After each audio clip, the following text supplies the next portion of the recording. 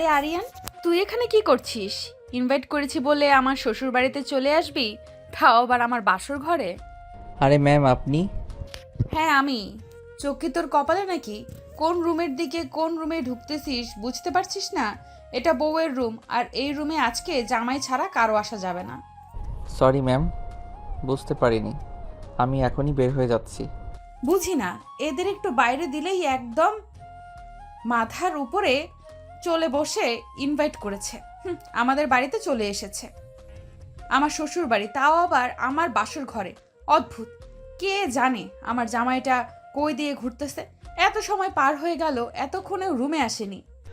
Aryan room থেকে বের হয়ে গিয়ে অবাক হয়ে ভাবছে, কি হলো এটা? আমি রুম থেকে কেন বের হয়ে আসলাম? এটা তো আমার বাড়ি, এই রুমটাও তো আমার, বাসর ঘর তো আমার। তাহলে আমার বইয়ের জায়গায় আমার অফিসের ম্যাম কি করতেছে? হতভম্ব হয়ে আরিয়ান কিছুক্ষণ দাঁড়িয়ে ঠান্ডা মাথায় সব কিছু ভাবতেছে।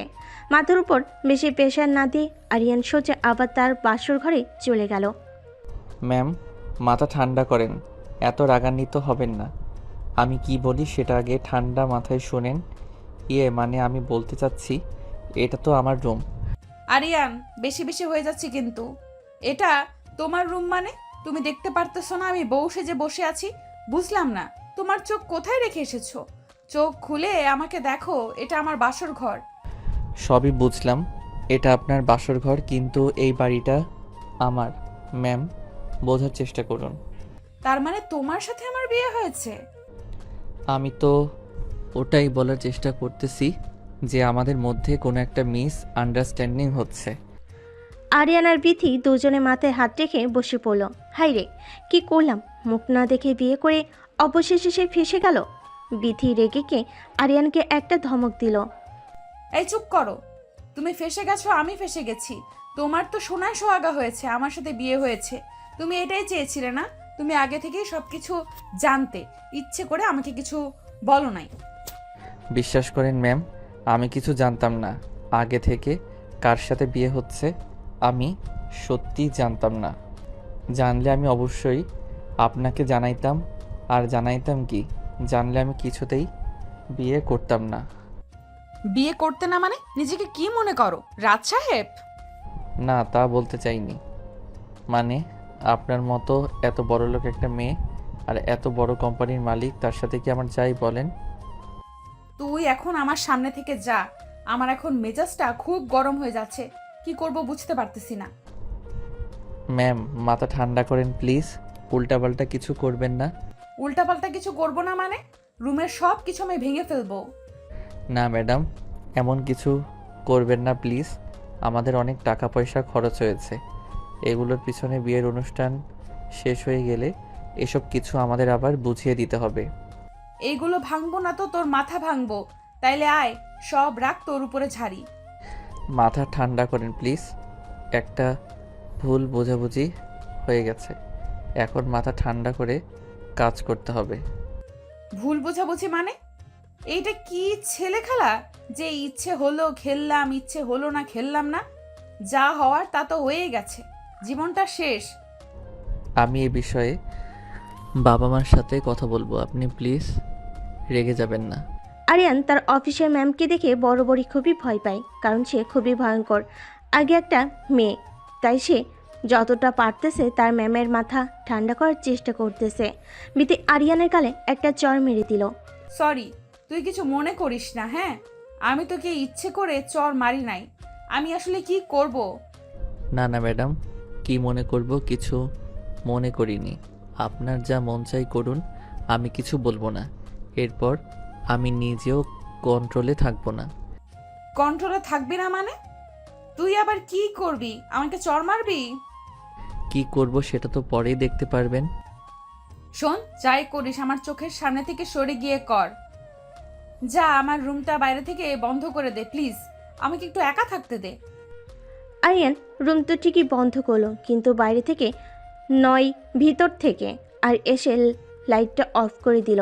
এদিকে বিথি বারবার বলতেছে, কিরে তুই লাইট অফ করলি কেন? বেশি ভালো হবে না কিন্তু, বেশি বারবারই হয়ে যাচ্ছে আরিয়ান। বিথির কোনো কথা না শুনে সোজা গিয়ে বিথিকে জড়িয়ে ধরল। বিথি আরও কিছু বলতে যাবে তখনই আরিয়ান বিথির ঠোঁট নিজের ঠোঁটের ভিতর একদম চাপ দিয়ে ধরল। বিথি কোনো মতে নিজের ঠোঁটটা ছাড়িয়ে চিৎকার করে আরিয়ানকে ঠাস করে একটা চড় মেরে দিল। বেয়াদ্দপ ছেলে, কি হচ্ছে এসব ভুলে যাস না, আমি তোর অফিসের ম্যাম।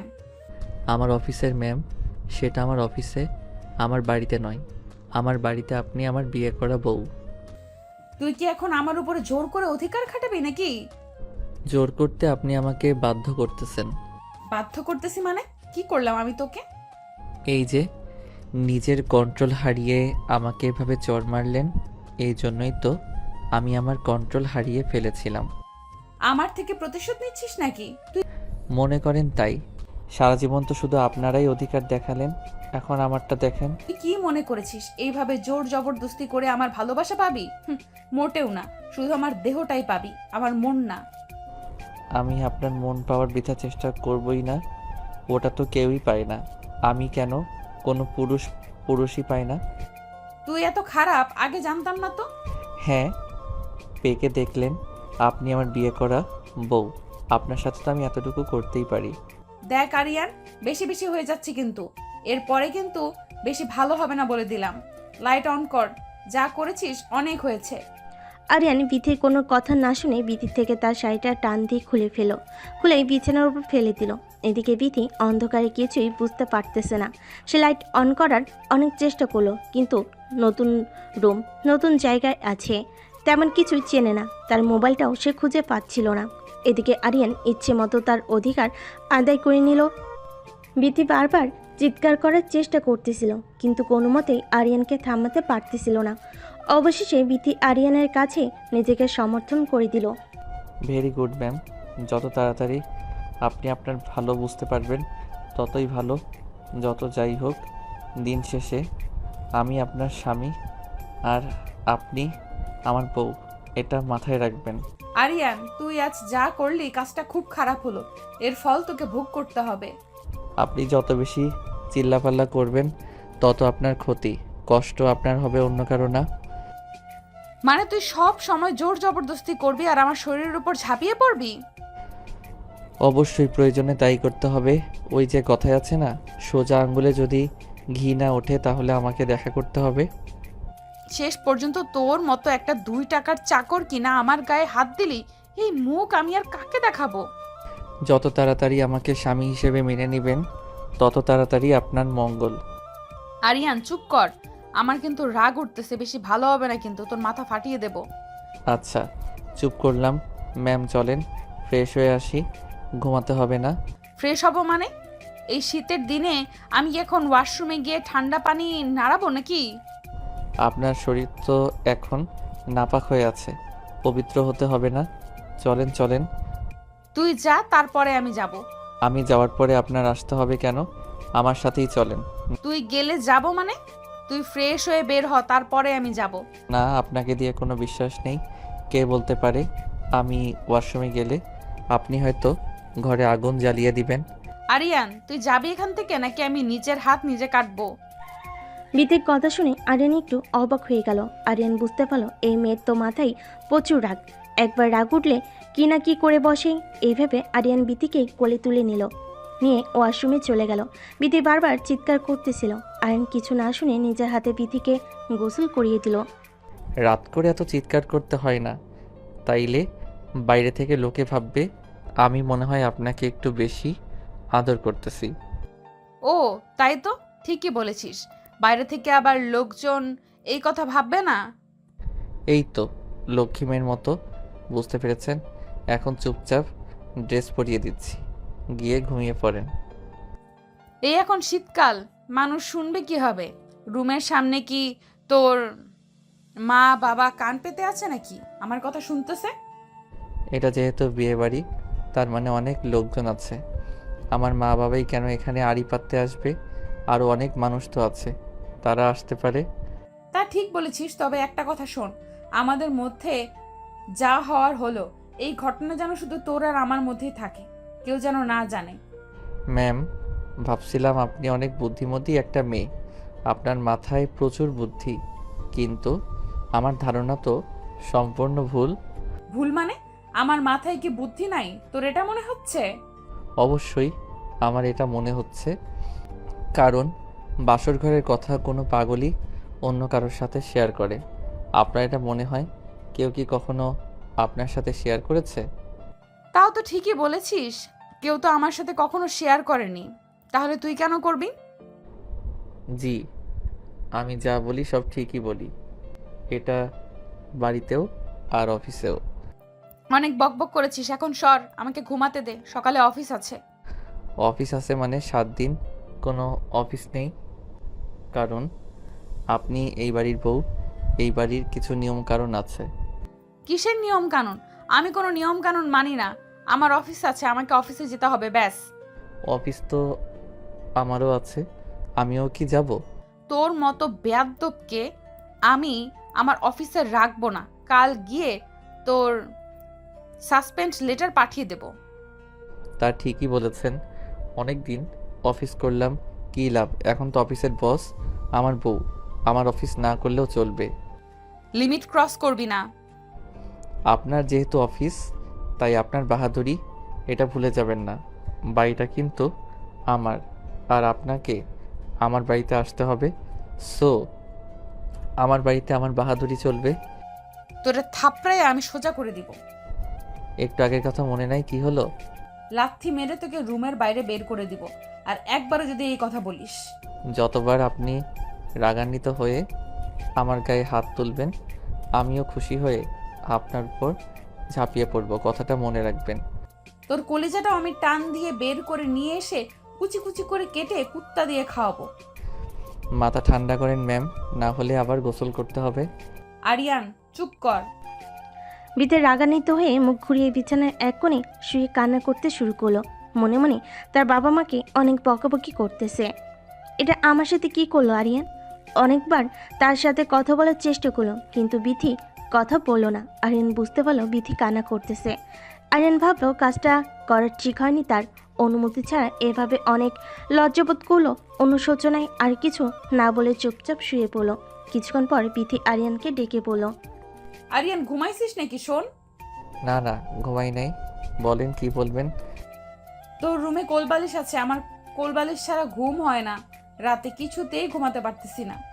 না ম্যাম, আমার রুমে তো কোলবালিশ নেই, আমি তো কোলবালিশ নিয়ে ঘুমাই না, তাই কোলবালিশও রাখি না রুমে।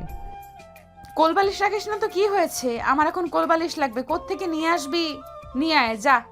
সরি ম্যাম, এটা আপনার অফিস নয় যে আপনি যখন যা চাইবেন সাথে সাথে এটা আপনার কাছে পেয়ে যাবেন। এটা আমার বাড়ি, আমি এখন বলেছি কোলবালিশ নাই, তার মানে নাই। আরিয়ান, আমি তোর বাড়ি আছি বলে তুই আমাকে এভাবে অপমান করতে পারিস না। কোলবালিশ নাই তো এত রাতে আমি কোত্থেকে কোলবালিশ নিয়ে আসবো বলেন? তা আমি কি সারা রাত জেগে থাকবো? ঘুমানোটা আমার খুব দরকার, আমার খুবই মাথা ব্যথা করতেছে।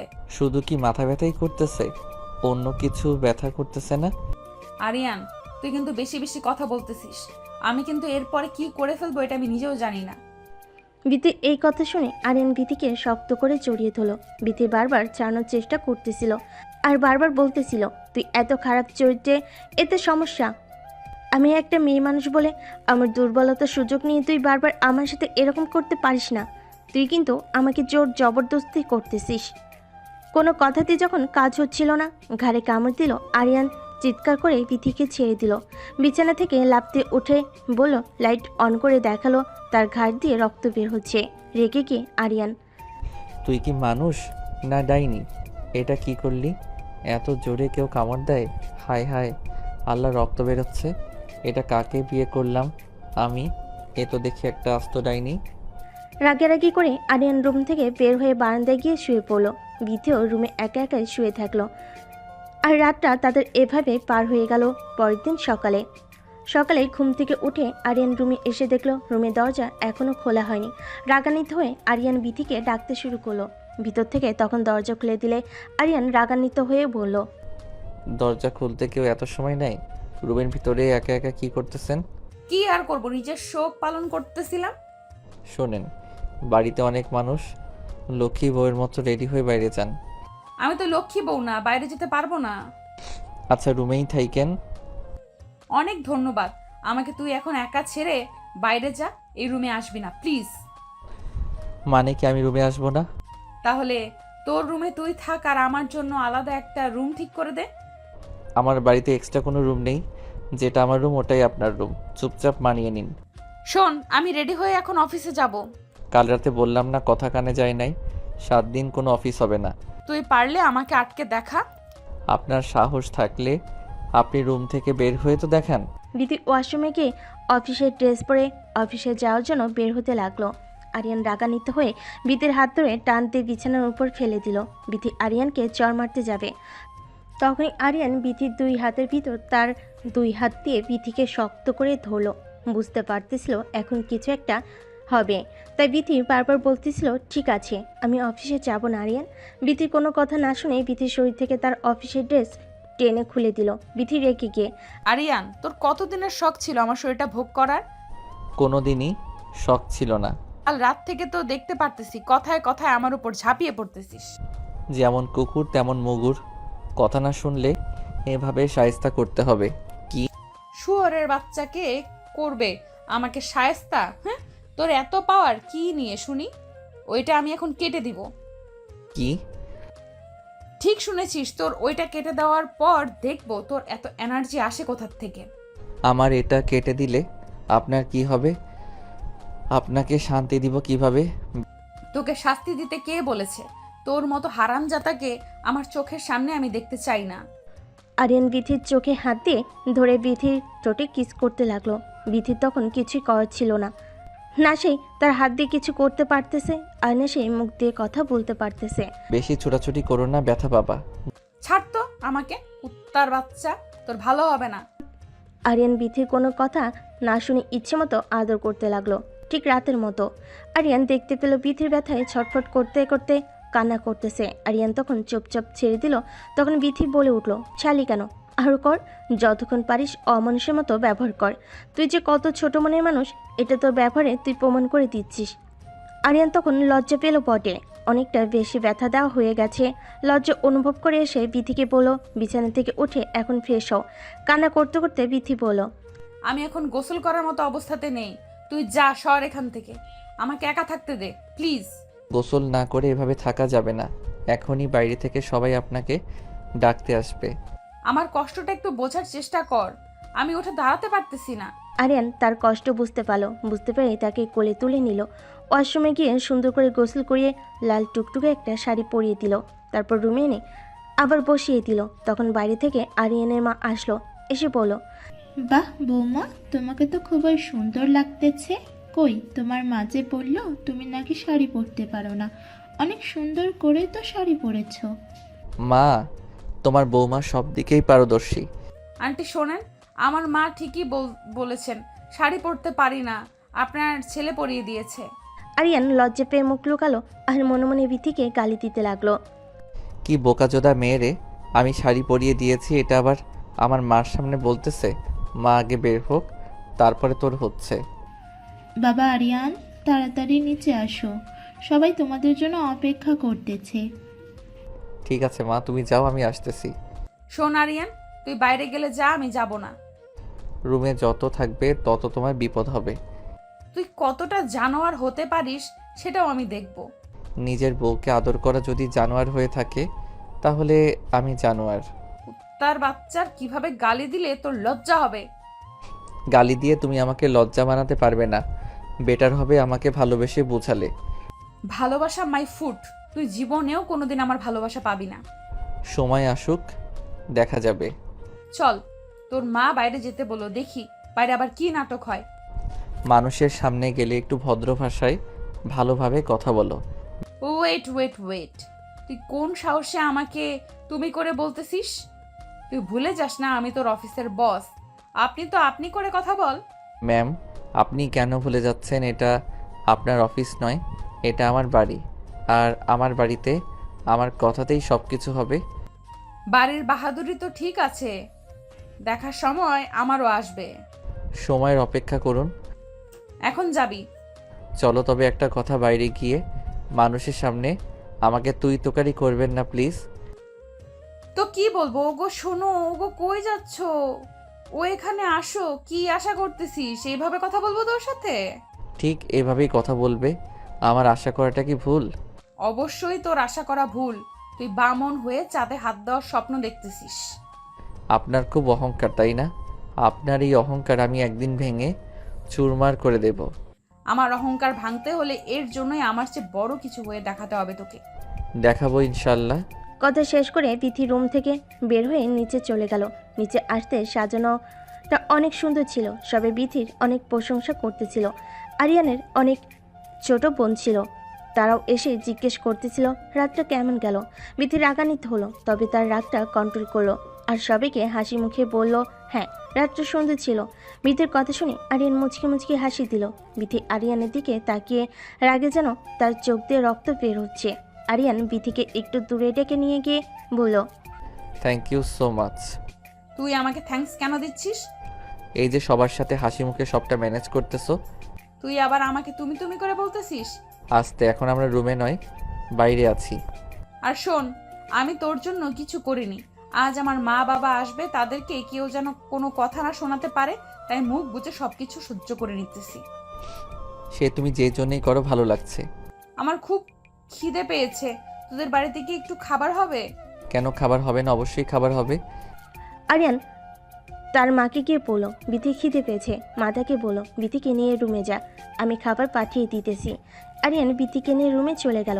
একটু পরে আরিয়ানের মা তাদের খাবার দিয়ে আসলো। বিথি তখন তার হাতের দিকে তাকিয়ে দেখলো তার হাত দুটো অনেক ব্যথা। সে হাত দিয়ে খাবার খেতে পারবে না, তাই সে আরিয়ানকে বলল একটা চামচ নিয়ে এসে দিতে। সে হাত দিয়ে খাবার খেতে পারবে না। এটা শুনে আরিয়ান, চামচ লাগবে কেন? আমি আছি না। তুই আসছিস মানে? আমি আছি মানে কি আমি খাইয়ে দেব? আরিয়ান, তুই কিন্তু বাড়াবাড়ি করতেছিস। একটু বোঝার চেষ্টা করো। বাইরে যদি আমি এখন চামচের জন্য যাই, তাহলে সবাই সন্দেহ করবে যে আমাদের মধ্যে সম্পর্কটা হয়তো ভালো নেই। তখন তো তোমার মা বাবাকেই কথা শোনাবে। আরিয়ানের কথা শুনে বিথি আর কোনো কথা না বলে চুপচাপ বসে রইল। আরিয়ান তাকে খাবার মুখে তুলে খাওয়াচ্ছিল। তখনই বিথির মা বাবা তাদের রুমে আসলো। বিথি তার মাকে দেখে দৌড়ে গিয়ে জড়িয়ে ধরলো। বিথির বাবা এসে আরিয়ানের হাতে হাত রাখলো আর আরিয়ানকে বলল যে তোমাদের মধ্যে সব কিছু স্বাভাবিক কি আছে? আরিয়ান মনে মনে ভাবছে স্বাভাবিক নাই। ডাইনি একটা মহিলাকে কলা কৌশলে আমার ঘাড়ে ঝুলিয়ে দিয়েছেন। এখন তো সব কিছু ভুগতেছি আমি। বিথিমা বিথিকে জিজ্ঞেস করলো, মা সব কিছু ঠিক আছে তো? কিভাবে সবকিছু ঠিক থাকবে? তোমরা এটা কি করলে আমার সাথে? কি করলাম মানে? কি করলে মানে বুঝতে পারতেছো না? তোমরা জেনে শুনে আমার অফিসের একটা এমপ্লয়ের সাথে আমাকে বিয়ে দিয়ে দিলে। এটা আমাকে জানানোর প্রয়োজন মনে করলে না? ছি ছি, এইভাবে কথা বলতে হয় না। এখনো তোমার স্বামী, এটা ভুলে যেও না। আমি এটা তোমাদের থেকে আশা করিনি মা। মা বাবা যা করে সন্তানের ভালোর জন্যই করে, এটা ভুলে যেও না। এখানে তোমরা আমার কি ভালো দেখলে? এখানে আমার কি ভালো হচ্ছে? এখানে তোমার সবটাই ভালো। দিব্যি তো এসে দেখলাম কত সুন্দর আরিয়ান বাবা তোমাকে খাবার খাইয়ে দিচ্ছিল। শুধুমাত্র একটু খাবার খাইয়ে দিচ্ছিল, এটার জন্য এটা ভেবে নিও না তোমার মেয়ে সুখে আছে। প্রথমে কোনো কিছুই স্বাভাবিক থাকে না, আস্তে আস্তে সব কিছু স্বাভাবিক হয়ে যায়। বিথির মায়ের কথা শুনে বিথির বাবা আরিয়ানকে যে বলল, বাবা তুমি কি আমার মেয়েকে কষ্ট দিচ্ছ? আর মেয়েটা বলতেছে সে সুখে নেই। আমি কিন্তু আমার মেয়েকে তোমার হাতে তুলে দিয়েছি তার মুখে হাসি দেখার জন্য, তার মুখে কষ্ট দেখার জন্য না। তখন আরিয়ান বলল, আঙ্কেল, সবকিছু ম্যানেজ করতে একটু সময় লাগবে। তাদের কথা শুনে বিথি বলল, ওর হাতে তুলে দিয়েছো মানে বাবা, তার মানে আরিয়ান আগে থেকে সবকিছু জানতো? না, আরিয়ান কোনো কিছুই জানতো না আগে থেকে। যাই বলো বাবা, আমি তোমাদের কোনো দিনও ক্ষমা করতে পারবো না। কেন ক্ষমা করতে পারবা না? কি হলো? কোনো ভুল তো দেখতেছি না এখানে। সামান্য 2 টাকার স্যালারির একটা চাকরের সাথে তুমি আমাকে আমার বিয়ে দিয়েছো, আবার বলতেছো কোনো ভুল দেখতে পারতেছো না? বিথি, ভুলে যেও না ও তোমার স্বামী। এখন সম্মান দিয়ে কথা বলো, আর ওর সম্মান মানে তোমার সম্মান, এটা ভুলে যেও না। কিসের স্বামী বাবা? কিসের স্বামী? ওকে আমি স্বামী বলে কখনো মানি না, আর না কোনোদিন মানবো। এই আরিয়ানকে নিয়ে তুমি একদিন গর্ব করবে, এই কথাটা আজ আমি বলে দিলাম। এই কথা বলে বিথির বাবা আরিয়ানকে বলল, কি বাবা, আমার কথা রাখতে পারবে তো? আমার মেয়ের এই অহংকার তোমাকে ভাঙাতে হবে, তোমাকে দেখিয়ে দিতে হবে তুমি ওর থেকে ভালো কিছু হতে পারো। কি পারবে তো? বিথির বাবার কথা শুনে আরিয়ান বলল, ইনশাল্লাহ আঙ্কেল, অবশ্যই আমি পারবো, তাও খুব তাড়াতাড়ি। চামড়ার মুখ তো অনেক কিছুই বলা যায়।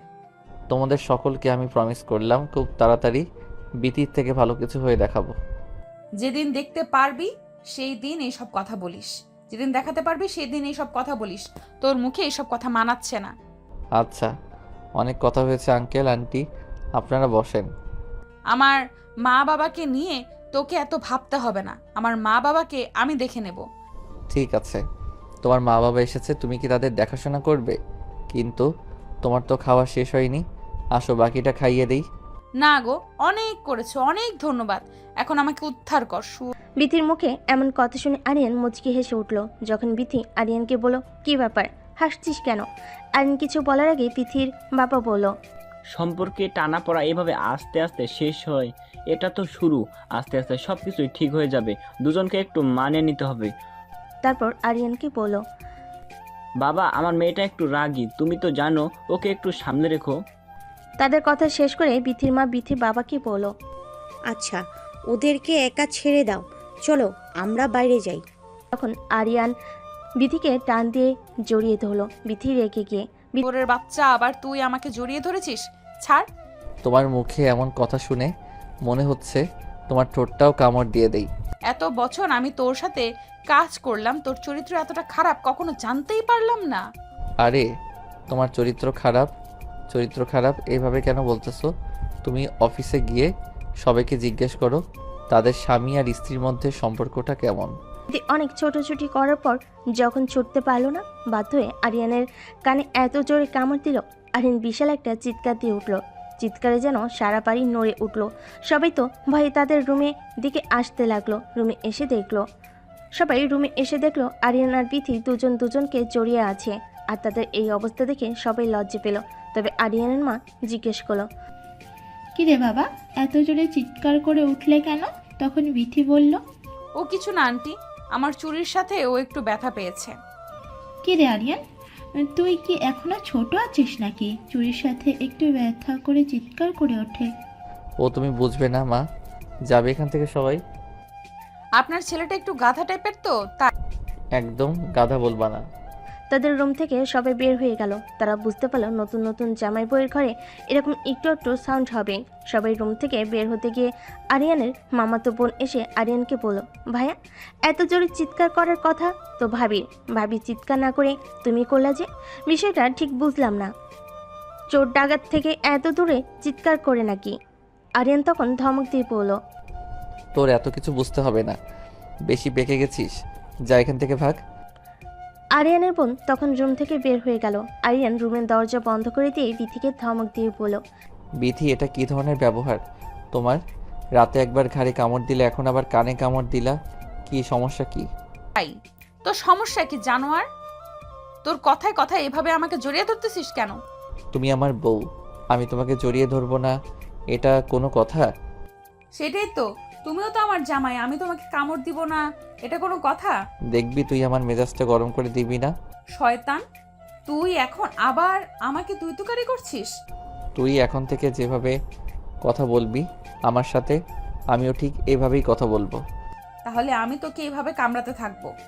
তুই কি ভাবছিস এইভাবে তুই আমাকে কামড়াবি আর আমি সেই ভয়ে তোর কাছে যাব না? তুই যে ধরনের কুকুর, কুকুরের ল্যাজ তো কোনোদিনও সোজা হয় না, তোরও হবে না। তুই যাই করিস আমার অধিকার আমি আদায় করেই ছাড়বো। বিথি আরিয়ানের সাথে বেশি কথা না বলে বাইরের বারান্দায় গিয়ে মন খারাপ করে বসে থাকলো। এদিকে আরিয়ান তার কান ধরে বিছানায় বসে থাকলো। কানে প্রচণ্ড ব্যথা হচ্ছে। বিথি এটা বুঝতে পারলো, তাই সে রুমে এসে আরিয়ানকে বলল, কানে কি খুব ব্যথা করতেছে?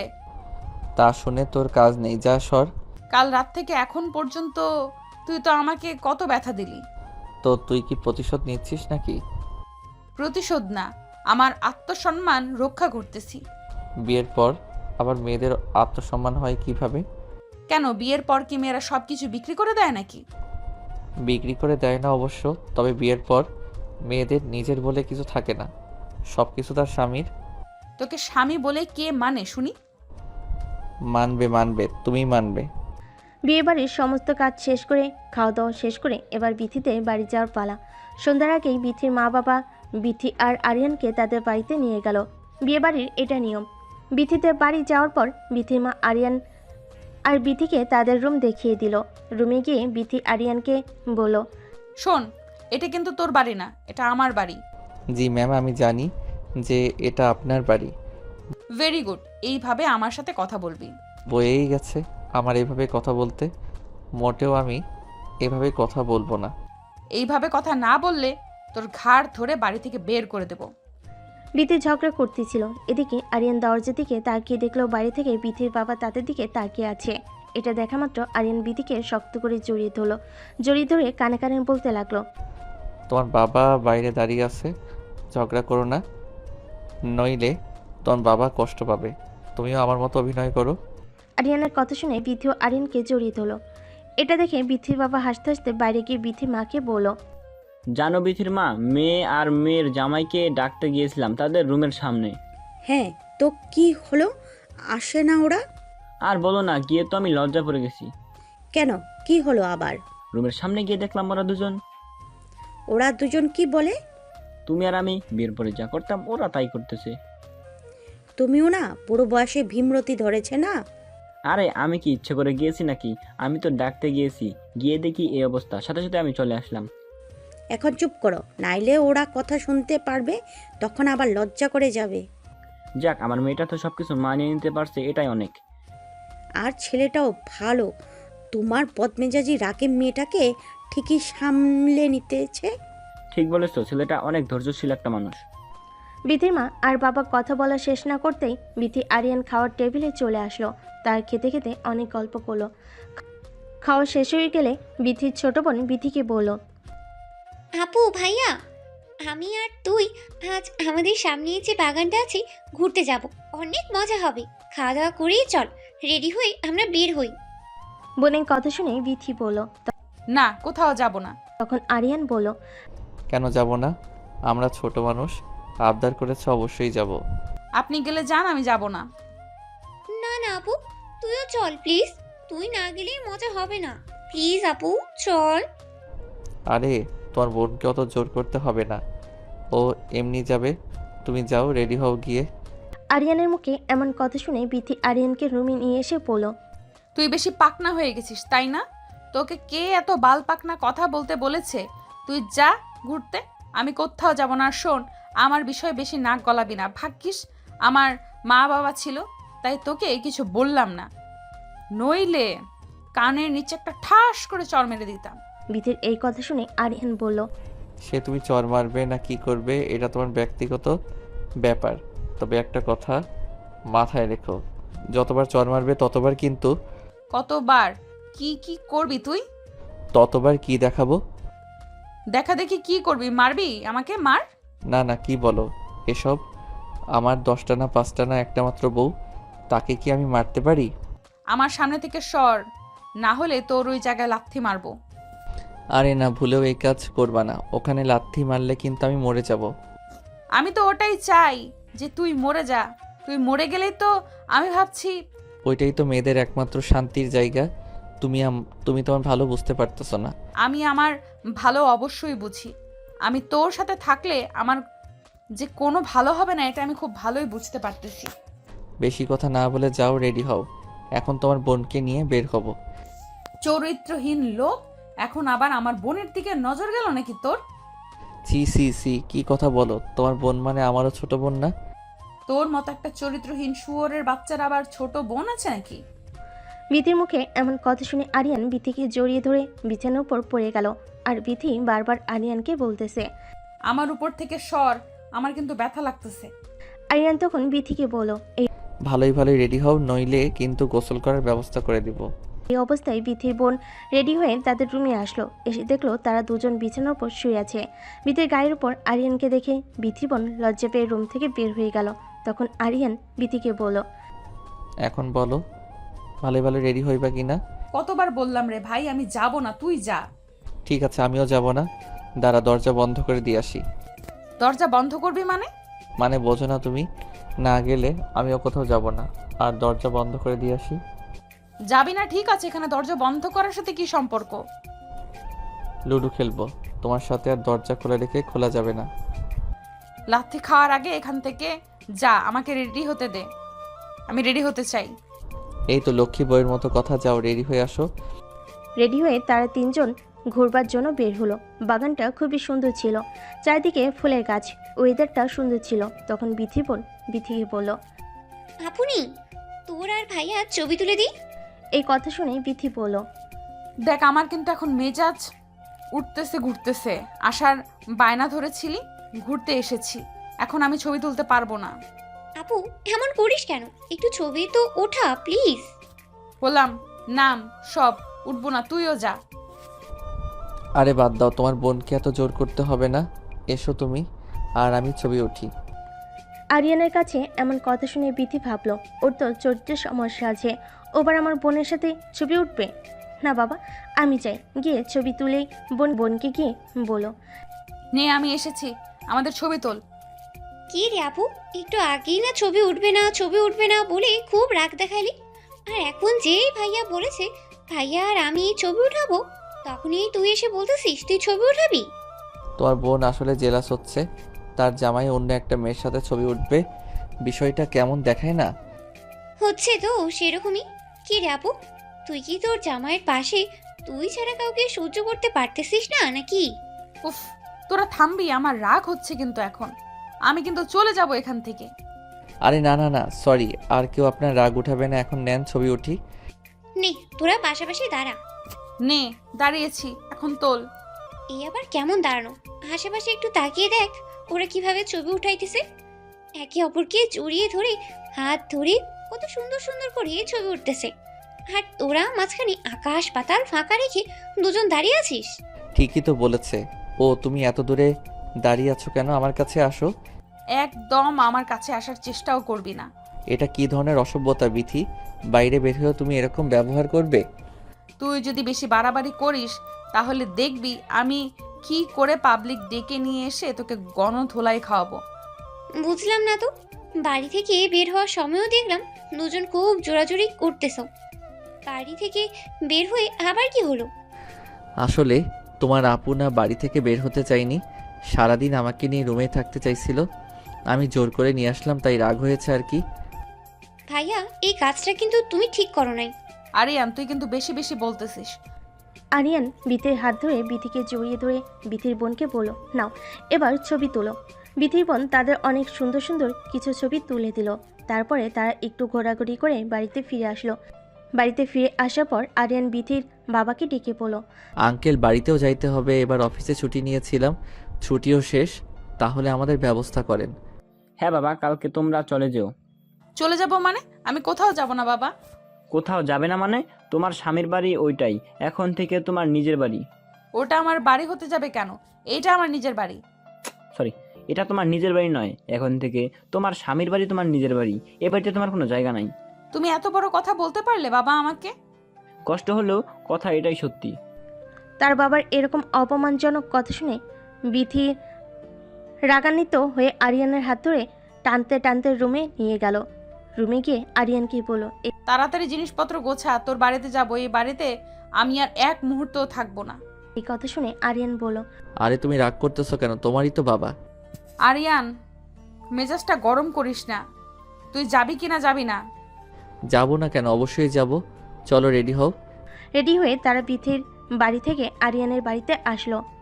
আরিয়ানের বাড়িতে আসার পর আরিয়ানের মা আরিয়ানকে জিজ্ঞেস করলো, কি রে বাবা, এত তাড়াতাড়ি চলে আসলি যে, কোনো সমস্যা হয়েছে কি?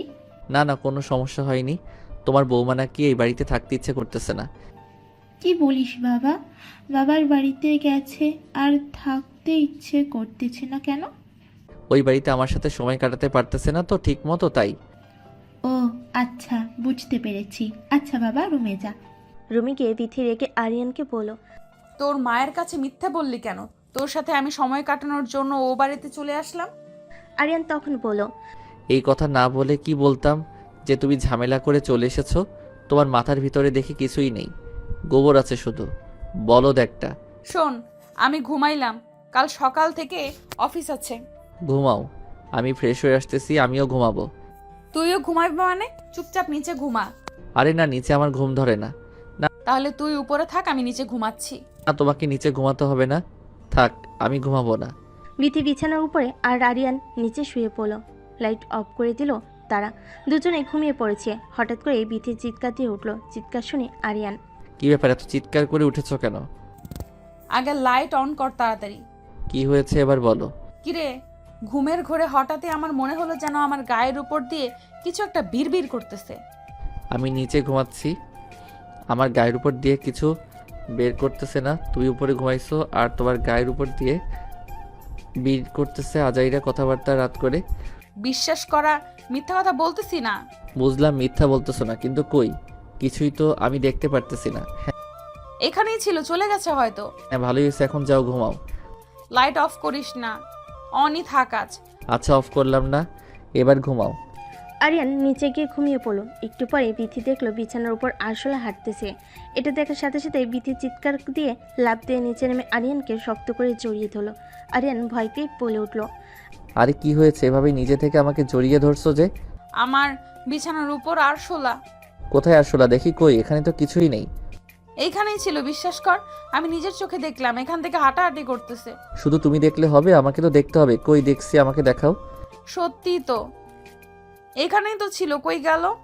এমনি বললেই তো হয়, তোমাকে ছাড়া আমার ঘুম ধরতেছে না, আমাকে জড়িয়ে ধরতে ইচ্ছে করতেছে, তা না বলে এত বাহানা করতে হবে কেন?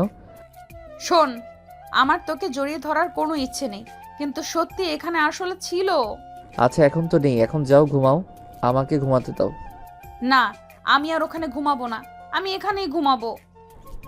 আচ্ছা তুমি এখানে ঘুমাও, তাহলে আমি উপরে গেলাম। উপরে যাইবা মানে? উপরে যেতে হবে না, তুই আমার সাথে ঘুমা। সত্যি আমি তোর সাথে ঘুমাবো? হ্যাঁ ঘুমাগা, শুধু ঘুমাবি, ঘুমাতে বলছি। এর মানে এই নয় যাতে উল্টাপাল্টা কিছু একটা করবি। আরে না, কি যে বলো, কি করব? আসলে দেখে আমার খুব ভয় লাগে। আচ্ছা এখন তো আমি আছি, আসলে দেখলে মেরে ফেলবো নি, তুমি ঘুমাও। শোন, তুই ঘুমাস না প্লিজ, আগে আমি ঘুমাই, তুই জেগে থাক। মানে কি তুমি ঘুমাইবা আর আমি জেগে জেগে তোমাকে পাহারা দিব? এত রাতে এমন করিস না প্লিজ, আগে আমি ঘুমাই। আল্লাহ কি মুসিবতে পড়লাম। ঠিক আছে ঘুমাও, জেগে আছি। আরিয়ানকে জাগিয়ে রেখে বিথি ঘুমিয়ে পড়ল। ঘুমন্ত বিথিকে দেখতে এত সুন্দর লাগতেছে। আরিয়ান মুগ্ধ হয়ে বিথির দিকে তাকিয়ে আছে। তাকিয়ে থাকতে থাকতে হঠাৎ লাইটটা অফ করে দিয়ে আরিয়ান বিথির ঘাড়ে তার মাথাটা রাখলো। বিথির হাতের ভিতর তার হাতটা দিল। বিথির গলায় নিচ দিয়ে আরিয়ান তার ঠোঁটের আলতো পরশ দিল। বিথি বুঝতে পারলো আরিয়ান তার শরীরে স্পর্শ করতেছে। বুঝতে পেরেও সেও কিছু বলতে পারতেছিল না। আরিয়ান আস্তে আস্তে বিথির সারা শরীর কিস করলো। বিথির তখন ঘুম ভেঙে গেল। আরিয়ানকে জিজ্ঞেস করলো, আরিয়ান কি করছো এটা? তোমার না আমাকে পাহারা দেওয়ার কথা? পাহারাই তো দিচ্ছি তোমাকে। এটা কেমন পাহারা দেওয়া? তো কাছে এসেছো কেন তুমি? তুমি এতটা বেশি সুন্দর, তোমার দিকে তাকিয়ে থাকতে নিজেকে আর কন্ট্রোল করতে পারলাম না। তুমি কি আমাকে ভালোবাসো? খুব বেশি ভালোবাসি। তাহলে আসো, আমার আরো কাছে আসো। আরিয়ান বিথির আরও অনেকটা বেশি কাছে গেল। সারা রাত্রি তাকে অনেক আদর করলো। দুজন মিলে অনেক এনজয় করলো। সকালে ঘুম থেকে উঠে বিথি দেখলো তার শরীরে কোনো জামা কাপড় নেই। আরিয়ানের গায়েও কোনো জামা কাপড় নেই। অগোছালো হয়ে আছে রুমটা। বিথি দেখে অবাক হয়ে গেল। এটা কি হয়েছে রাতে? কি হয়েছে আমার সাথে? এসব ভেবে সে অনেক কান্না করতে শুরু করলো। তখন আরিয়ান জেগে গিয়ে বিথিকে জিজ্ঞেস করলো, কি ব্যাপার বিথি, সকাল সকাল এইভাবে কান্না করতেছো কেন? কান্না করবো না মানে? তুই কি করছিস রাতে আমার সাথে? কই কি করেছি? কিছুই তো করিনি। কিছু করিসনি? তাহলে আমার শরীরের জামা কাপড় কোথায় গেল? আর তুই এইভাবে আমাকে জড়িয়ে ধরে আছিস কেন? আরে মনে নেই তোমার, আগে তুমি আমাকে কাছে টানলে তাই তো আমি তোমার কাছে গেলাম। দেখো, একদমই মিথ্যা অপবাদ দিবে না আমাকে। আমি কখনোই তোমাকে আমার কাছে টানি নাই। টেনেছো? তোমার মনে পড়তেছে না হয়তো, মাথা ঠান্ডা করে মনে করো, দেখো মনে পড়ে যাবে। আমি আসলে দেখে ভয় পাই, তাই তোকে একটু জেগে থাকতে বলেছিলাম। আর তুই আমার সুযোগের সদ্ব্যবহার ওইভাবে নিলি। দেখো বিথি, যা হয়েছে আমাদের মধ্যে তোমার ইচ্ছাতেই হয়েছে। ও এখন আমার ইচ্ছেতে হয়েছে না? বুঝেছি, এখন তোমার মাথা ঠিক নেই, তাই তুমি এসব উল্টাপাল্টা কথা বলতেছো। যা উঠে ফ্রেশ হও, আমাদের আজ অফিসে যেতে হবে। বিথি বিছানা থেকে উঠে গোসল করে ফ্রেশ হয়ে অফিস ড্রেস পরে রেডি হলো। আরিয়ান রেডি হলো। তার দুজনেই সকালে নাস্তা করে অফিসে যাওয়ার জন্য বের হলো। অফিসে যাওয়ার পর সবাই বিথি আরিয়ানকে কনগ্রাচুলেশন জানালো। তাদের বিয়ের জন্য সবাই আরিয়ানকে বলতেছিল কায়দা করে অফিসের বসকে বিয়ে করে বউ বানিয়েছে আলী। সবার মুখে এমন কথা শুনে বিথির প্রচুর রাগ হচ্ছিল। রাগান্বিত হয়ে তার চেয়ারে গিয়ে বসলো।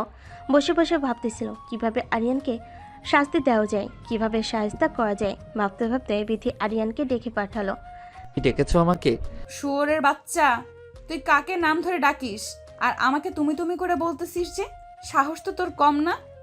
বিথি, অফিসে অনেক মানুষজন আছে, তাদের সামনে তুমি এ কি ব্যবহার করতেছো? এটা তোর বাড়ি নয়, এটা আমার অফিস। অফিসে আমাকে সবাই যেভাবে সম্মান দেয় তুইও ঠিক সেভাবে সম্মান দিবি। বিথি, এই কথাটা তুমি আমাকে ভালোভাবে বলতে পারতে। এভাবে ডাক ছেড়ে সবার মধ্যে বলার কিছু ছিল না। কেন, তোর লজ্জা হচ্ছে নাকি? 2 টাকার ফকিন্নির বাচ্চা অফিসে আসলে এরকম কথা হজম করতেই হবে। ম্যাম, আপনি কিন্তু বেশি বেশি বলতেছেন। ঠিক এইভাবে গলা নিচু করে আমার সাথে কথা বলবে। আচ্ছা ম্যাম, আর কিছু কি বলবেন নাকি আমি এখন যাব? যাবে মানে? তোকে কি যেতে বলেছি? যা, আমার জন্য চা নিয়ে আয়। আমি চা করব কেন? চা করার কি মানুষ নেই অফিসে? হাজার হলেও তুই আমার সম্পর্কে স্বামী হোস না। আজ থেকে তোকে আমি আমার পার্সোনাল অ্যাসিস্ট্যান্ট বানালাম। সরি ম্যাম, আমি আমার যোগ্যতায় এই চাকরি পেয়েছি, আপনার পার্সোনাল অ্যাসিস্ট্যান্ট হওয়ার জন্য নয়। বেয়াদব, তুই আবার মুখে মুখে কথা বলিস। ম্যাম, আপনি যাই বলেন, আমি আপনার পার্সোনাল অ্যাসিস্ট্যান্ট হব না। আরিয়ানের এমন কথা শুনে বিথি অফিসের সবার সামনে আরিয়ানের গেলে ঠাস করে একটা চর মেরে দিল। আরিয়ান অবাক হয়ে গেল বিথির এরকম আচরণ দেখে। তখন বিথি আরিয়ানের মুখের ওপর সাসমিন লেটার ছুঁড়ে দিল। অফিসের সবাই তখন লেটারটা হাতে তুলে নিয়ে পড়ল। বিথি, অফিস থেকে আমি চলে যাচ্ছি আজ। আর সবার সামনে একটা প্রতিজ্ঞা করে গেলাম, তোর এই অহংকার আমি একদিন ভেঙে চুরে ছাই করে দেব। হ্যাঁ, যা যা, চেনা আছে। বেশি কথা না বলে কাজ করে দেখা।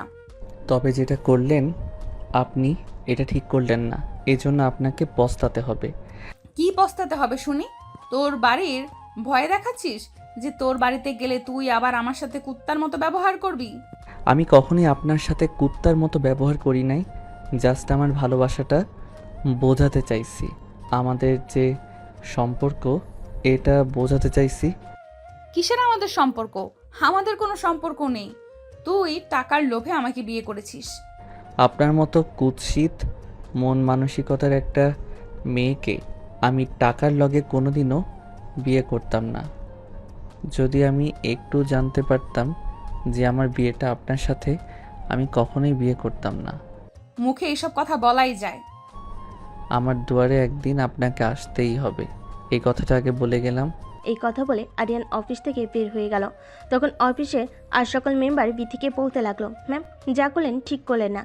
কাজটা আরিয়ান খুব ভালো করে করে, ছেলেটাও খুব মেধাবী, তাকে এভাবে বের করে দেওয়া আপনার উচিত হয়নি। রেকিকে বিথি বলে, আমি কি করব না করব তোদের কাছ থেকে শিখতে হবে। তখন সবাই বলো, ম্যাম আপনার পারিবারিক সমস্যা অফিস পর্যন্ত নিয়ে আসার কোনো দরকার ছিল না। এতে করে অফিসের পরিবেশ নষ্ট হচ্ছে। আপনি অফিসে বস, আপনাকে দেখে সবাই শিখতেছে। বিথি কারোর সাথে কোনো কথা না বলে অফিস থেকে বের হয়ে তার বাবার বাড়িতে চলে যায়। বিথি মা তাকে দেখে জিজ্ঞেস করে, কিরে মা, এই অবস্থায় কোত্থেকে আসছিস? জামাই কই? আমার জামাই মরছে মা, ওর খবর আমার কাছে নেই। আমার মেজাজটা এমনি ভালো নাই, রুমে যাব। এভাবে কেন কথা বলতেছিস? কি হয়েছে? জানোয়ারকে আমি আমার অফিস থেকে বের করে দিয়েছি। এটা তুই কি করেছিস? এটা তোর বাবা শুনলে খুব রাগ করবে। আমার যেটা ভালো মনে হয়েছে আমি সেটাই করেছি। এটা কে কি মনে করলো না করলো তাতে আমার কিছুই যায় আসে না। আচ্ছা, ঠান্ডা মাথা কর, যা রুমে গিয়ে ফ্রেশ হয়ে ড্রেস চেঞ্জ করে নিচে আয়, খাবার দাবার কর আগে, তারপর কথা হবে। খাবো না মা, পরে খাবো, আমি একটু একা থাকবো। মাসুল, মাথা ঠান্ডা করে রুমে গিয়ে আরিয়ানকে ফোন দিয়ে শুনো কোথায়। আমি পারবো না মা, তোমার ইচ্ছা হয় তুমি ফোন করো। এই কথা বলে বিথির রুমে চলে গেল। বিথির মায়ের তখন খুব টেনশন হচ্ছিল, তাই সে আরিয়ানের কাছে ফোন দিল। অনেকবার ফোন দিল, কিন্তু আরিয়ান ফোন রিসিভ করলো না। আড়াল থেকে বিথির সব কিছু দেখতেছিল আর এটা শোনার চেষ্টা করতেছিল। আর এটা শোনার চেষ্টা করতেছিল যে আরিয়ান কোথায় গেল। ফোন ধরলো না, খুবই টেনশন হচ্ছিল। তারপর বিথি রুমে গিয়ে ফোনটা হাতে নিয়ে আরিয়ানের এক বন্ধুর কাছে ফোন দিয়ে বিথি বলল, হ্যালো, আসসালামু আলাইকুম। আসসালামু আলাইকুম ভাবি, কি অবস্থা, কেমন আছেন? জি আলহামদুলিল্লাহ ভাইয়া, ভালো আছি। হঠাৎ করে ফোন দিলেন যে, কিছু হয়েছে কি? সব ঠিক আছে? অনেকক্ষণ হয়ে গেল আরিয়ান ফোন ধরতেছে না। ও, এই কথা, কোনো সমস্যা নেই, আমি এখনই ফোন দিয়ে জানাচ্ছি ও কোথায় আছে।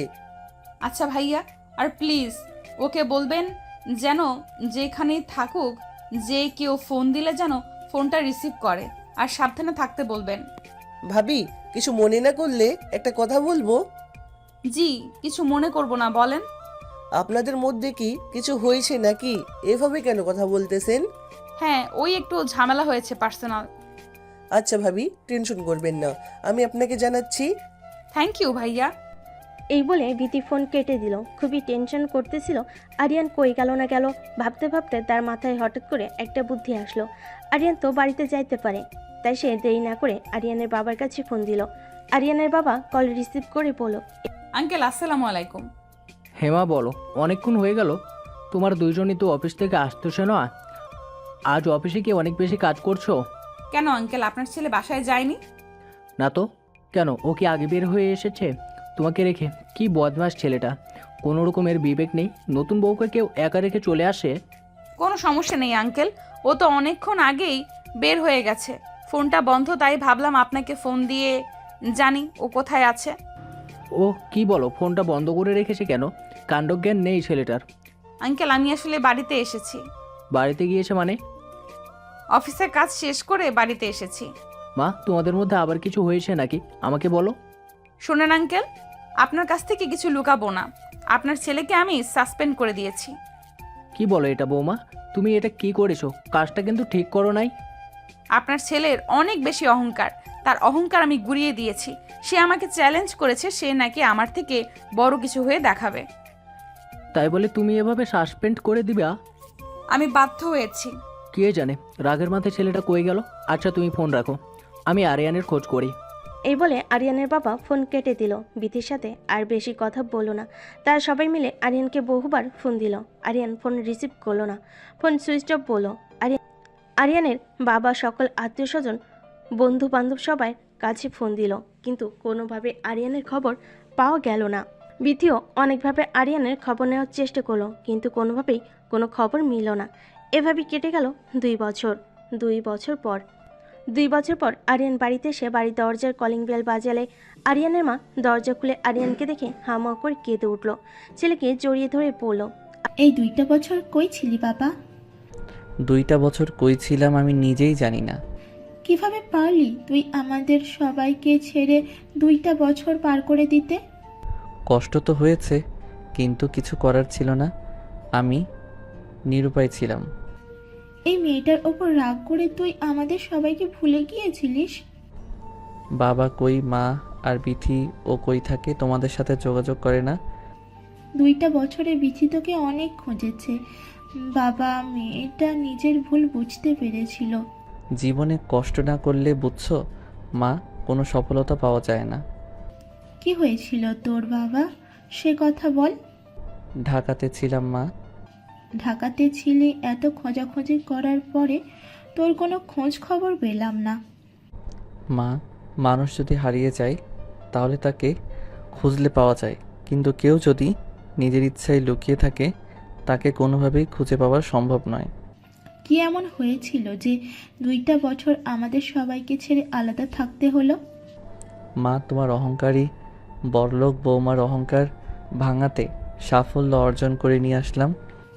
মানে তোর কথার মানে বুঝলাম না। বিথি আমাকে বলেছিল আমার নাকি ওকে টেক্কা দেওয়ার মতো যোগ্যতা নেই, তাই আমি ওর যোগ্য হয়ে আসলাম। বাবা, বিথি 2 বছরে তোর জন্য অনেক বেশি ছটপট করেছে। মানুষ মাত্রই তো ভুল হয়। কেন মা, ও নতুন করে সংসার সাজায়নি? না, ওকে অনেকবার বলেছিলাম তুমি আবার তোমার নতুন জীবনটাকে নতুন করে শুরু করো। ও কি তোমাদের কথা শুনেনি? না, ও সব সময় বলেছে তোর জন্য শেষ পর্যন্ত অপেক্ষা করবে। ও আমাদের বাড়িতে আসে না? আসে, মাঝে মাঝে আমাদের খোঁজ খবর নিয়ে যায়। ছুটকি কোথায় মা? ও বিথিদের বাড়িতে গেছে। কেন? বিথিদের বাড়িতে কেন গেছে? কাল বিথির কোম্পানি নিলামে উঠতেছে। কি বললে, তাই নাকি? তার এত গর্ভের আর সোহাগের কোম্পানি নিলাম করে দিচ্ছে যে? জানি না, তবে ওর আর এসব করতে নাকি ভালো লাগে না। কাল আমি সেই বিথির কোম্পানি কিনে নিচ্ছি মা। বিথির কোম্পানি নিচ্ছিস মানে? এত টাকা তুই পাইলি কই? মা, তোমার ছেলে এখন আগের মতন নেই। 2টা বছর একটা মানুষকে পরিবর্তন করার জন্য অনেক কিছু। সবই বুঝলাম, কিন্তু তুই এত টাকা পাইলি কই? আর তুই কি করিস? মা, তোমার ছেলে এখন ঢাকার সবচেয়ে বিখ্যাত RS কোম্পানির বস। তোমার ছেলের আন্ডারে এখন বিথির মতো 5-10টা কোম্পানি থাকে। বাবা, আজ তোর জন্য গর্বে আমার বুকটা ফুলে উঠল। মা, দোয়া করো অহংকার এই মেয়েটার মুখের উপর যেন উচিত জবাব দিতে পারি। না বাবা, ওই মেয়েটা অনেক কিছু সহ্য করেছে এই 2 বছরে। ও চাইলে কিন্তু অন্য একটা ছেলের হাত ধরে চলে যেতে পারতো, কিন্তু চায়নি। তোর জন্য অপেক্ষা করেছে। সে নিজের ভুল বুঝতে পেরেছে। তোর আবার ওকে নতুন করে কাছে টেনে নেওয়া উচিত। মায়ের মুখে এমন কথায় আরিয়ান কিছু না বলে রুমে চলে গেল। রুমে গিয়ে সারা রাত ভাবলো বিথির কথা। আরিয়ান সিদ্ধান্ত নিল যা হওয়ার হয়েছে, বিথিকে আবাসে ঘরে তুলবে, তাদের সংসারটা আবার নতুন করে শুরু করবে। পরের দিন সকালে আরিয়ান রেডি হয়ে বিথির কোম্পানি নিলামের কনফারেন্সে যাওয়ার জন্য বের হলো। কনফারেন্সে যেতে যেতে অনেকটা লেট হয়ে গিয়েছিল। অনুষ্ঠানের ভিতর ঢোকার পরে আরিয়ান দেখলো সমস্ত লোকজন এসে বসে পড়েছে, তার জন্য সবাই অপেক্ষা করতেছে। তার আসাতে লেট হয়েছে। হাজার হাজার মানুষের মধ্যে বিথি আরিয়ানকে দেখে বলল, তুমি এতদিন কই ছিলে জানো? তোমাকে কত খুঁজেছি। কেন আমাকে খুঁজবে কেন? তোমার জীবন থেকে তো চলেই গিয়েছিলাম। জীবনটা আবার নতুন করে সাজিয়েছো নিশ্চয়ই। না, ওই শরীরে যে একবার টাচ করেছে, এই শরীরে অন্য কোনো পুরুষ আর কখনো টাচ করতে পারবে না। অহংকার ভেঙেছে তাইলে তোমার? তোমাকে হারানোর পর জীবনের মূল্য বুঝতে পারলাম। তোমাকে টেক্কা দেওয়ার জন্য জীবনের 2টা বছর লড়াই করলাম, এত তাড়াতাড়ি হার মেনে নিলে? আমার ভুল হয়ে গেছে, প্লিজ আমাকে ক্ষমা করে দিও। তোমার কাছে টেনে নাও। 2 বছরে মানুষের এত পরিবর্তন। তাদের কথা শেষ না হতেই বিথির সমস্ত লোকের মাঝে আরিয়ানকে জড়িয়ে ধরলো। জড়িয়ে ধরে ফুপিয়ে ফুপিয়ে কান্না করতে শুরু করলো। বুঝতে পেরে তাকে বুকে টেনে নিল। তারপর আরিয়ান বিথিকে জিজ্ঞেস করলো, হঠাৎ করে কোম্পানি নিলামে তোলার সিদ্ধান্ত নিলে যে? এর একমাত্র কারণ তোমাকে খুঁজে বের করা। তোমার কথার মানে বুঝলাম না। 2টা বছর তোমাকে অনেক খুঁজেছি, কোনোভাবে যখন তোমার খোঁজ মিলল না, তখন আমি এই সিদ্ধান্ত নিলাম। জানলে কিভাবে যে অনুষ্ঠানে আমি আসব? কারণ আমি এইভাবেই অনুষ্ঠানটা আয়োজন করেছিলাম, যেন দেশের আনাচে কানাচে সব জায়গায় এটা ছড়িয়ে পড়ে যে আমার কোম্পানি নিলামে উঠতেছে। এখনো কি এই সিদ্ধান্তই থাকবে নাকি সিদ্ধান্ত চেঞ্জ করবে? সিদ্ধান্ত আমার এটাই থাকবে, আমি কোম্পানি নিলাম করে দিব। চাইলে কিন্তু তুমি কন্টিনিউ করতে পারো। চাই না আমি কন্টিনিউ করতে। আমি সব কিছু ছেড়ে এখন তোমার বউ হয়ে সংসার করতে চাই। চলো অনুষ্ঠান শুরু করি। তার অনুষ্ঠান শুরু করলো। সবচেয়ে বেশি দাম দিয়ে আরিয়ান বিথির কোম্পানিকে নিল। অনুষ্ঠান শেষ করে আরিয়ান বিথিকে বলল, বিথি, তুমি বাড়ি চলে যাও। বাড়ি চলে যাব মানে? তোমার সাথে নিয়ে যাবে না? না। না মানে তুমি আমাকে ক্ষমা করে দাওনি? বেশি কথা বাড়িও না তো, যেটা বলছি সেটা করো। বাড়ি চলে যাও। আরিয়ান প্লিজ, তোমার সাথে সংসার করব জন্য আমি সব কিছু শেষ করে দিলাম। এমন করো না, আমাকে লাস্টবারের মতো একটা সুযোগ দাও। কান্নাকাটি করতে হবে না, তুমি বাড়ি চলে যাও। আমি তোমার বাড়ি থেকে গিয়ে তোমাকে নিয়ে আসব। আমি আর একটা মুহূর্তও তোমাকে ছাড়া থাকতে চাই না। আমি এখনই যাব তোমার সাথে বাড়ি। না, তোমাকে আবার নতুন বউ সাজিয়ে আমি আমার বাড়িতে নিয়ে আসব। আমাদের নতুন জীবন শুরু করব, আবার নতুনভাবে। সত্যি বলতেছো? 3 সত্যি। কবে যাবে তাইলে? আজকে বাসায় যাই, মা বাবার সাথে কথা বলি, তারপরে তোমাকে জানাবো। বেশি লেট করো না প্লিজ, তোমার অপেক্ষায় থাকবো। অনেক দিন তো ছিলে আমাকে ছাড়া একা, আর তো কিছুদিন। এত অধৈর্য হচ্ছ কেন? জানি না এই 2 বছর আমি তোমাকে ছাড়া কিভাবে থেকেছি। তোমার সাথে কাটানো সময়গুলো আমাকে ঘুমাতে দেয়নি। এই জন্য আমি একটা সেকেন্ডও তোমাকে ছাড়া থাকতে পারতেছি না। বেশি সময় নেব না, তাহলে তোমাকে নিয়ে আসবো। আরিয়ানের কথা শুনে বিথি রাস্তার মধ্যে আরিয়ানকে জড়িয়ে ধরলো শক্ত করে। আরিয়ান বলতেছে, আরে কি করো? এটা রাস্তার লোকজন দেখতেছে। লোকজন তো কি হয়েছে, লোকজন তো দেখবেই। মানা করো না প্লিজ, তোমাকে জড়িয়ে ধরে একটু থাকতে দাও। আরিয়ান আর নিষেধ না করে অমনি থেকে জড়িয়ে ধরে অনেকক্ষণ থাকলো। আশেপাশের মানুষগুলো তাদের দিকে তাকিয়েছিল, কিন্তু তারা কোনো দিকে খেয়াল না দিয়ে দুজন দুজনকে শক্ত করে জড়িয়ে ধরেছিল। তারপর আরিয়ান বিথিকে বলল, আচ্ছা হইছে, এখন যাও। কত আদর করতে পারো কাল দেখবনি। জানি না কত আদর করতে পারবো, তবে আমার ভেতর যত ভালোবাসা আছে সমস্তটা তোমাকে দিব। 2 বছরে তুমি তো দেখি অনেক রোমান্টিক হয়ে গেছো। জানি না আগে কি ছিলাম, এখন কি হয়েছি, তবে তোমাকে আর হারাতে চাই না। এখন যাও বাড়িতে। ঠিক আছে, তুমিও যাও, বাড়িতে গিয়ে ফোন দিও। ওকে, আল্লাহ হাফেজ। I love you. I love you too. এখন যাও। তা দুজনের বাড়ি ফিরে গেল। সমস্ত ঘটনা তাদের মা বাবাকে বলল। আরিয়ান তার বাবাকে বিথিকে ঘরে তুলে নিয়ে আসার জন্য কথা জানালো। আরিয়ান তার বাবাকে বিথিকে ঘরে তুলে নিয়ে আসার জন্য বলল। এই কথাটা শুনে আরিয়ানের বাবা খুশি হয়ে বলল, এটা তো ভালো সিদ্ধান্ত। কালকে চলো, ঘরের লক্ষ্মীকে ঘরে নিয়ে আসি। রাতে সবাই সিদ্ধান্ত নিল। সকালে তারা রেডি হয়ে বিথিদের বাড়িতে চলে গেল। রাতে সবাই সিদ্ধান্ত নিয়ে সকালেই তারা সবাই রেডি হয়ে বিথিদের বাড়ি চলে গেল। আরিয়ান সুন্দর করে পশ সেজেছে, আর বিথিও সুন্দর করে বসে আছে। দুজনের হাসি দেখে যেন সারা দুনিয়া হাসতেছে। নতুন করে আবার তাদের বিয়ে হলো। বিথিকে নিয়ে আসলো আরিয়ানের বাসায়।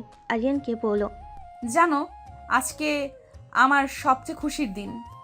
তাই কেন? প্রথমবার যখন আমাদের বিয়ে হয়েছিল তখন বুঝি তুমি খুশি ছিলে না? না, খুশি ছিলাম না, কারণ তখন আমি জানতাম না পর্যন্ত আমার কার সাথে বিয়ে হচ্ছে। তবে আমি ভীষণ খুশি ছিলাম জানো। তার মানে তুমি আগে থেকে জানতা সবকিছু, আমার কাছ থেকে এখনো তুমি সবকিছু লুকাচ্ছ, তাই না?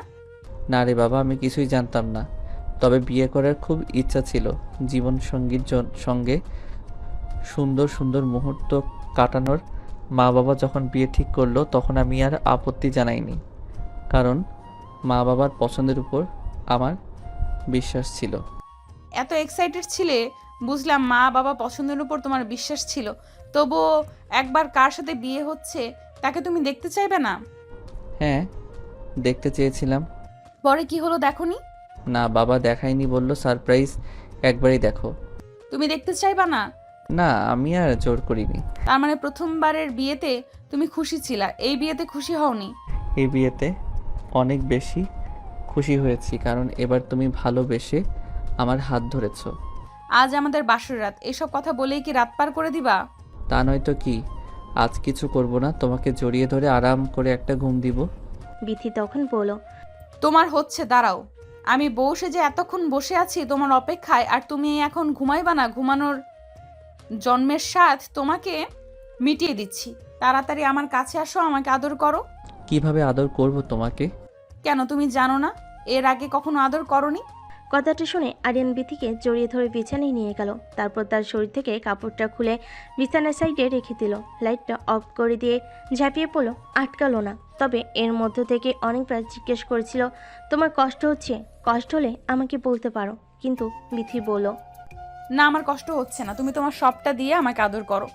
সারা রাতে এভাবে কাটার পর সকালে ঘুম থেকে উঠে বিথি বলল, আরিয়ান ওঠো, ফ্রেশ হবা না?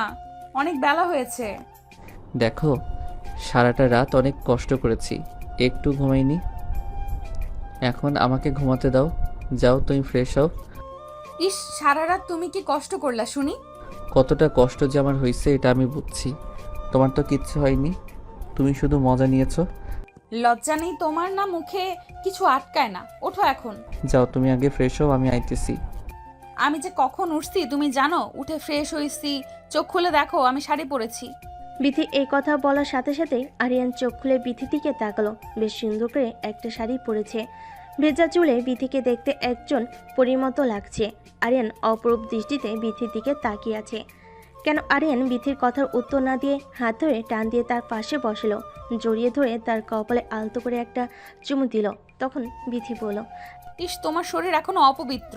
চলো তোমাকে মাখিয়ে দিই। এখন না, মাত্র গোসল করেছি না। তো কি হয়েছে, আবার দুজন একসাথে গোসল করব? এত গোসল করলে আমি অসুস্থ হয়ে পড়বো। তুমি কি চাও তোমার বউটা অসুস্থ হয়ে পড়ুক? মোটেও চাই না আমার বউ অসুস্থ হয়ে পড়ুক। এখন ওঠো আর যাও গোসল করে আসো। আচ্ছা তুমি নিচে যাও, সবার সাথে খেতে বসো, ফ্রেশ হয়ে এখনই আসতেছি।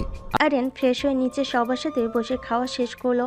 অনেকদিন পর সবাই একসাথে খাবার টেবিলে হাসাহাসি করে খাওয়া দাওয়া শেষ করে আরিয়ান বলল, আমি একটু বাইরে গেলাম, অনেক দিন বন্ধু বান্ধবের সাথে বসে আড্ডা দেওয়া হয় না। এই বলে আরিয়ান বাড়ি থেকে বের হয়ে গেল। বের হওয়ার অনেকক্ষণ পরে বিথি আরিয়ানকে ফোন দিয়ে বলল, হ্যালো, হ্যালো বলো। কই আছো? এই তো বাজারে সবার সাথে বসে আড্ডা দিচ্ছি। কেন, কিছু হয়েছে? বাড়িতে আসবা কখন? এই তো আর একটু পরে চলে আসবো। কেন, কিছু বলবা নাকি? বলো। হ্যাঁ, ওই কিছু কেনাকাটা করা লাগতো। কি লাগবে বলো, এমনি আসতেছি। আসার সময় চায়ের জন্য দুধ নিয়ে এসো, দুধ শেষ। দুধ কিনে নিয়ে আসার কি দরকার, তুমি আছো না? তরকারি লবণও শেষ তরকারিতে, তাই কি দিব?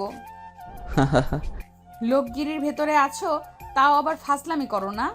আমার বউয়ের সাথে আমি ফাইজলামো করব, তাতে লোকজনের কি?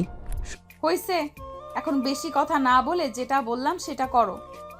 শোনো, আজ বাড়িতে আমার একটা ফ্রেন্ড যাবে, রান্না বান্না একটু আগে থেকে গুছিয়ে রেখো। আচ্ছা, কোনো সমস্যা নেই, মনে করে আসার সময় দুধ নিয়ে এসো কিন্তু। ওকে। দুজনেই কথা বলা শেষ করলো। এদিকে বিথি আরিয়ানের বন্ধুর জন্য কিছু খাবার দাবারের আয়োজন করলো। একটু পর আরিয়ান তার বন্ধুকে নিয়ে বাড়িতে আসলো, চা নাস্তা খাইয়ে দিল। বিথি বসার রুমে ওরা তিনজনে বসে আড্ডা দিচ্ছিল। বিথি আরিয়ানের বন্ধু বিথিকে বলল, তা ভাবি, আপনার এত বড় কোম্পানি বিক্রি করে দিয়ে এভাবে সংসারে মনোযোগ দেন যে? করলাম তো অনেক দিন, তাই ভাবলাম এখন সব কিছু বাদ দিয়ে মন দিয়ে সংসার করি। তো মিষ্টি খাওয়াবেন কবে? মিষ্টি মানে বুঝলাম না। অনেক দিন তো হলো আপনাদের বিয়ের, বেবি নেবেন না? অনেক দিন হইল, আর কোথায় তোমার বন্ধুকে তো সেইভাবে কাছেই পাইলাম না। কাছে পাইলে না মানে, এখনো তো কাছেই আছি। বেবি নেওয়ার জন্য আবার কত কাছে থাকতে হয়। ঠিকই তো বলেছে ভাবি। আরিয়ান কি আপনাকে বাবু দেওয়ার কাজ করতেছে না? কাজ করতেছে না মানে, কাজ একটু বেশিই করতেছে। তাই নাকি? তাহলে এতদিন হয়ে যাওয়ার কথা। না, একটু পরেই ব্যবস্থা নেব। আগে আমরা তো একটু সময় কাটাই। সময় তো অনেক কাটানো হলো, এখন সদস্য কথাটা মাথায় রাখলাম। ভাবি, আপনার বয়স কত? চলতেছে কেন? কি বলেন, 25 চলে? কি বলো এসব? 25 চলে তোমার বয়স? কি ব্যাপার, তোমরা দুজনেই আমার বয়স শুনে এত অবাক হলে কিসের জন্য? আপনি কি জানেন আরিয়ানের বয়স কত? না তো, শোনাই তো হয়নি। ও তো আপনাদের কোম্পানিতে কাজ করতো। আপনাদের কোম্পানিতে কাজ করতে হলে বয়স বুঝি কোনো ম্যাটার না? অবশ্যই ম্যাটার করবে না কেন, কিন্তু ওই সময় আমি অফিসের দায়িত্বে ছিলাম না, তাই ওভাবে কাগজপাতি আর ঘাটাঘাটি করিনি, তাই জানা হয়নি। তার মানে তো তুমি শুধু আমার অফিসের বস নও, তুমি আমার সিনিয়র আপু। সিনিয়র আরিয়ান, কি বলো এসব? কারণ আমার বয়স 23 চলতেছে। কি? অবাক হওয়ার কিছু নেই, এটাই সত্যি। তাইলে তো জোর খাটানোর আরেকটা জায়গা বের হলো। মানে বুঝলাম না। মানে হলো তুমি এখন বয়সে আমার থেকে অনেক অনেক ছোট, তার মানে আমি যা বলবো তাই হবে। তুমি যা বলবা তাই হবে, এটার জন্য আবার বয়স ছোট হওয়ার কি আছে? না, তারপরেও থাকে না একটা জোরই আলাদা। বুঝলাম, বেশি জোর খাটাতে যেও না, তাইলে কিন্তু ভালো হবে না। আচ্ছা, অনেক কথা বললাম তো। তুই ঢাকা যাচ্ছিস কবে? যাব 2-1 মধ্যেই। এখন গেলে আবার কতদিন পরে আসবি? এখন গেলে ওই কিছুদিন পর পরই আসতে হবে। কেন, বন্ধু বউ রেখে কি ঘুম ধরবে না? অবশ্যই, তাই বউ রেখে কি কারোর ঘুম ধরে নাকি? তাহলে বউকে নিয়ে গেলেই তো পারো। না, ও থাক মা বাবার সঙ্গে। এই বলে আরিয়ানের বন্ধু উঠে চলে গেল। আরিয়ানও তাকে বলল আবার এসে ঘুরে যাওয়ার জন্য। তারপর আরিয়ান আর বিথি দুজনের রুমে শুয়েছিল। হঠাৎ করে আরিয়ানদের গেটের কলিং বেল বেজে উঠল। বিথি তাড়াহুড়ো করে দরজা খুলল। একটা মহিলা তাকে দেখে চিনতে পারল না, বলল রুমের ভিতর আসেন। বিথি তখন তার শাশুড়িকে ডাক দিল। তার শাশুড়ি এসে দেখলো তার বোন এসেছে। সে বিথিকে বলল, এটা আমার বোন বিথি। তখন তার খালা শাশুড়িকে সালাম দিল। তখন খালা শাশুড়ি বলল, এটা নতুন বৌমা নাকি? এটা কে? সেই প্রথম বউ নাকি? আরিয়ানকে আবার বিয়ে করাইছিস? আরে না না, আবার বিয়ে করাবো কেন? এটাই আমার আগের বৌমা।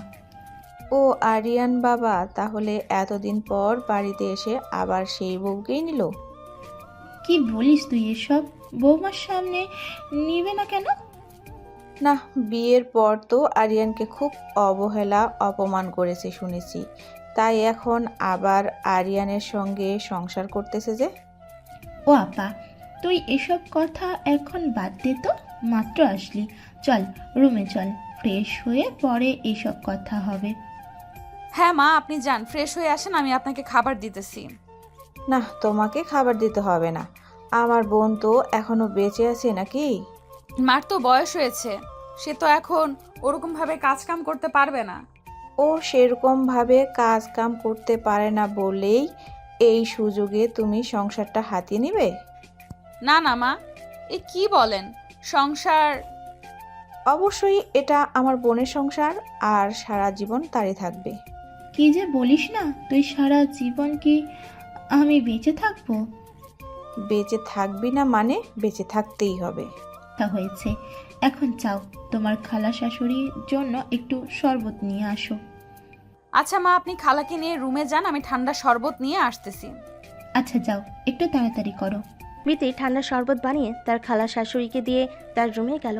মনটা ভার করে বিছানায় বসলো। বিথির মন ভার দেখে আরিয়ান বলল। তখন আরিয়ান বলল, কি ব্যাপার, কি হয়েছে? মন ভার কেন? তোমার খালা এসেছে, এসে উনি আমাকে অনেকগুলো কড়া কথা শুনিয়ে দিল। বুঝতে পারলাম না তার মনে আমাকে নিয়ে এত রাগ কিসের। কেমন কেমন জানি একটা কথার ভাষা। বয়স হয়ে গেছে তো, তাই হয়তো একটু এভাবে কথা বলতেছে, কিছু মনে করো না। এই বলে আরিয়ান বিথিকে জড়িয়ে ধরে বিছানায় শুয়ে পড়ল। অনেকক্ষণ বিথিকে চুমু খেলো। বিথি বারবার বলতেছে ঘরের দরজা খোলা, যে কোনো সময় যে কেউ চলে আসবে। বলতে বলতে বিথির খালার শাশুড়ি রুমে এসে দেখলো তারা জড়িয়ে ধরে শুয়ে আছে। এই দেখে আরিয়ানের খালা জোরে চিৎকার করে বিথিকে বলল, আরিয়ান, সি সি সি, ঘরের দরজা খোলা রেখে কি অসভ্যতামি করতেছিস? আরে খালা, তুমি কখন আসলা? আসো, ভিতরে আসো। না না, আর ভেতরে গিয়ে কাজ নেই, রুমের বাইরে থেকেই যা দেখলাম। সরি খালা, কিছু মনে করবেন না প্লিজ। আসেন না, রুমের ভেতরে আসেন। চুপ করো, তোমার লজ্জা শরম কি একদম বিক্রি করে খেয়েছো? খালা এভাবে কথা বলতেছেন কেন? কখন কি করতে হয় তাও দেখি জানিস না তোরা? আচ্ছা খালা, মাথা ঠান্ডা করেন, আসেন বসেন। কি দিনকাল পড়ল রে বাবা, এখনকার ছেলে মেয়ের কোনো লজ্জাই নেই। আর আমাদের সময় একটু হাত ধরতো তাও লজ্জা পেতাম। আপনাদের সময়ের কথা বাদ দেন খালা। আরিয়ান, বড়দের মুখের উপর কিভাবে কথা বলতে হয় তাও জানিস না, আবার মুখে মুখে তর্ক করতেছিস। কি করবো বলেন খালা, আসার পর থেকে আপনি অনেক উল্টাপাল্টা কথা বলতেছেন। কি বলবি তুই? আমি এসে তোদের বিরক্ত করলাম? তা বলি নাই, তবে আপনি হয়তো ভুলে গেছেন কারো রুমে ঢোকার আগে পারমিশন নিতে হয়। বউ পেয়ে তুই এতটা পরিবর্তন হয়ে গেছিস আরিয়ান, তোর রুমের আসার জন্য আমাকে পারমিশন নিতে হবে? শুধু আমার রুম নয় খালা, যে কারো রুমে যাওয়ার আগে অবশ্যই পারমিশন নিতে হবে। এতদিন পর তোদের বাসায় এসে এরকম কথা শুনতে হবে, আগে জানলে কখনোই আসতাম না। খালা কথাগুলো অন্যদিকে নেবেন না প্লিজ, আপনার খারাপ কিছু তো বলা হয়নি। তুমি আমাকে এভাবে অপমান করতে পারলে তোমার বউয়ের সামনে? নব দম্পতির ঘরে ঢোকার আগে অবশ্যই আপনাকে পারমিশন নিতে হবে। ও ফারিয়ান, চুপ করো তো প্লিজ। এভাবে খালার মুখে মুখে কেন কথা বলতেছো? এই মেয়ে, তুমি চুপ করো। তুমি আমাদের কথার মধ্যে কেন কথা বলতেছো? সব কিছু হয়েছে তোমার জন্য। আপনার কথার মানে বুঝলাম না খালা। আসার পর থেকে দেখছি আপনি আমাকে সহ্য করতে পারতেছেন না। কিভাবে সহ্য করব? যে মেয়ে বিয়ের পর স্বামীকে অপমান করে তার ফ্যামিলির কাছ থেকে দূরে রাখে, আর সেই এখন সেই টাকার মানুষ হয়ে গেছে, অমনি আবার তার গলায় ঝুলে পড়েছে, সেই মেয়েকে আমি কিভাবে সহ্য করতে পারি? খালা প্লিজ চুপ করেন, আপনি কিন্তু এখন বেশি বেশি বলতেছেন। আরিয়ানের রুমে এমন কথাবার্তা শুনে আরিয়ানের মা রুমে আসলো। এসে সব কিছু শোনার পরে তার বোনকে বলল, কি ব্যাপার, তুই বিথিকে সহ্য করতে পারতেছিস না যে? আর ওদের রুমে আসার আগে তুই নক করে আসলি না। ওদের সবেমাত্র বিয়ে হয়েছে, ওদের মধ্যে একটু এমন কিছু হতেই পারে। আরিয়ানের খালা তখন বলল, আমার তো জানা ছিল না। আর তুই তোর ছেলের বউকে নিয়ে এত আদিক্ষেতা করছিস কিসের জন্য? এমন বউ আমার হলে আমি কখনো বাড়িতে রাখতাম না।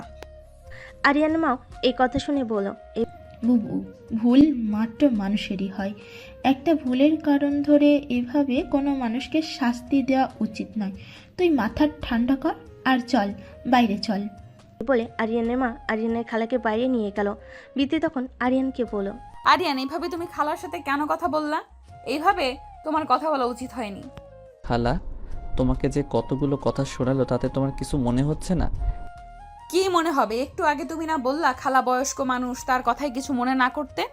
তার মানে এত কিছু বলবে? আমি তো জানতাম না খালা এত খারাপভাবে তোমার সাথে কথা বলবে। আচ্ছা বাবা, হইছে, তোমারই তো খালা, এত রাগ করার কি আছে? খালার হইয়া আমি সরি বলতেছি, তোমাকে সরি কিছু মনে করো না। দূর পাগল, কি মনে করব? I love you. I love you too. এখন থাকো, আমাকে রান্না করতে হবে। খালা অনেকদিন পরে আসলো।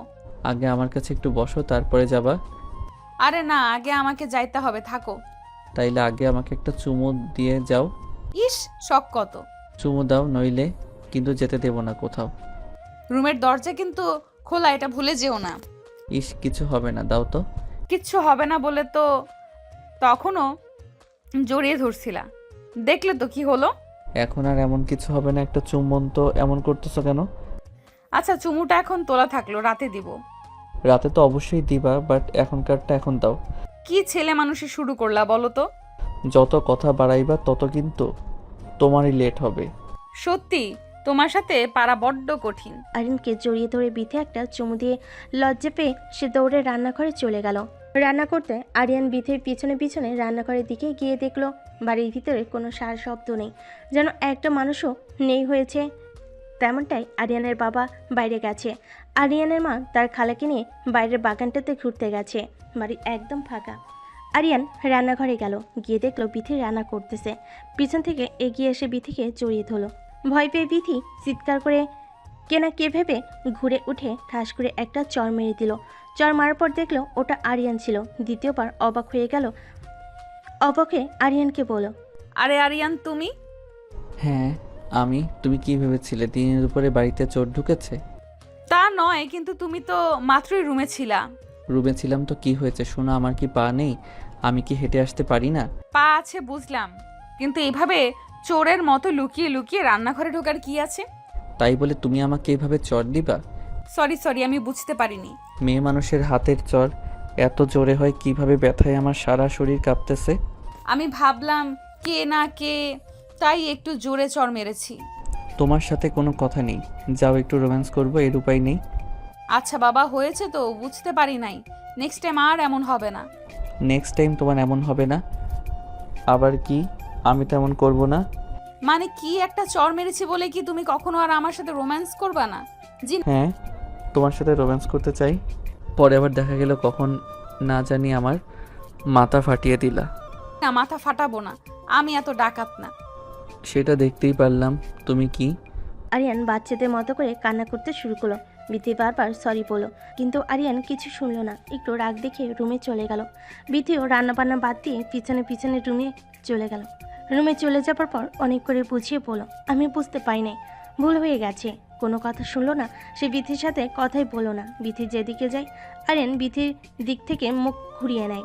রাগ ভাঙাবে কিভাবে এটা বুঝতে না পেরে বিথি আরিয়ানকে বুকে জড়িয়ে ধরে বাচ্চাদের মতো করে মাথায় হাত বোলাতে বোলাতে বলে, আমার ভুল হয়ে গেছে, আমি বুঝতে পারি নাই। নেক্সট টাইম থেকে আর কখনো এমন হবে না। আরিয়ান তখন হেসে উঠল।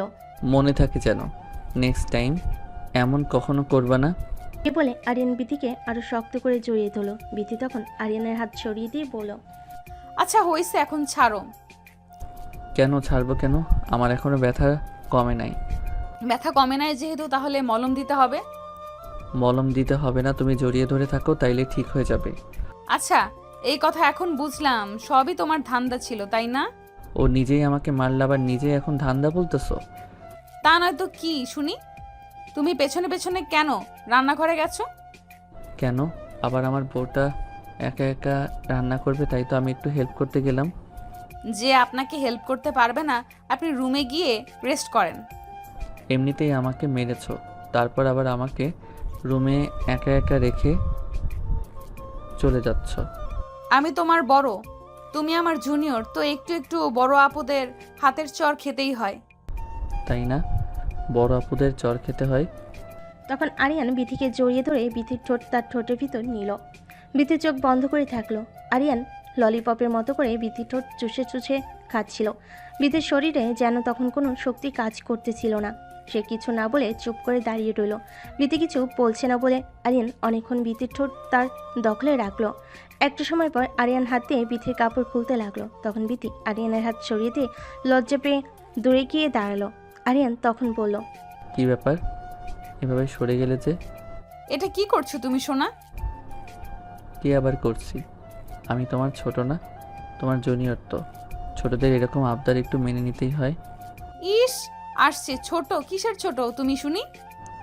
যাবো বাবা, একটু আগেই তো তুমি বললে আমি নাকি তোমার জুনিয়র। অবশ্যই তুমি আমার জুনিয়র। তোর জুনিয়র যখন, তাহলে জুনিয়রদের এরকম দুষ্টামি মেনে নিতেই হবে আপু। দেখো কি যে বলো না এসব। লজ্জা পেয়ে বিথি রুম থেকে বের হয়ে আবারও রান্নাঘরে গেল। রান্নাবান্না শেষ করে সবাই মিলে খাওয়া দাওয়া করলো। খাবার টেবিলে বিথির খালা শাশুড়ি বিথিকে বলল, অনেক দিন তো হলো তোমাদের বিয়ে, এখন কি বাচ্চা কাচ্চা নেবে না? যে খালা আমাকে বলছেন? হ্যাঁ, তোমাকেই বলছি, তুমি ছাড়া এখানে আর কে আছে বাচ্চা কাচ্চা নেওয়ার মতো? ইনশাল্লাহ খালা, আল্লাহ যখন দিবে তখনই তো হবে। আল্লাহ তো দিবেই, তাই বলে কি তোমরা চেষ্টা করবে না? আপনার কথা মাথায় রাখলাম খালা। সুখবরটা তাড়াতাড়ি দিও, বাড়ির মঙ্গল হবে। বাচ্চা হওয়ার সাথে আবার বাড়ির মঙ্গলের কি আছে? অবশ্যই মঙ্গলের ব্যাপার আছে, যে বাড়িতে বাচ্চা কাচ্চা নেই সে বাড়িতে কখনো মঙ্গল নেই। ও আচ্ছা, বুঝলাম। আপনাদের সব পুরনো দিনের চিন্তা ভাবনা তো। কথা বলতে বলতে সবাই খাওয়া দাওয়া শেষ করলো। যার যার মতো রুমে চলে গেল। আরিয়ান বিথিকে আবার রাতে ধরলো। সারা রাত বিথিকে অনেক আদর করলো। বিথি অনেকটা অসুস্থ হয়ে পড়েছিল। সকালে ঘুম থেকে উঠতে তার একটু দেরি হয়ে গেল। তার খালা শাশুড়ি উঠে দেখে বিথি এখনও ঘুম থেকে ওঠেনি। এটা দেখে সে বিথির দরজার কাছে যায় আর ডাকা শুরু করে। বিথির দরজা খুলে দিলে তার খালা শাশুড়ি দেখে বিথির কাপড় চোপড় এলোমেলো হয়ে আছে। তার খালা শাশুড়ি রেগে গিয়ে বলল, এ কি অবস্থা তোমার? আর কি অবস্থা তোমার জামা কাপড়ের? এভাবে দরজা খুলে দিতে লজ্জা করলো না তোমার? সরি খালা, আমি একটু অসুস্থ তো তাই বুঝতে পারিনি। অসুস্থ আর বুঝতে পারবো নাই মানে?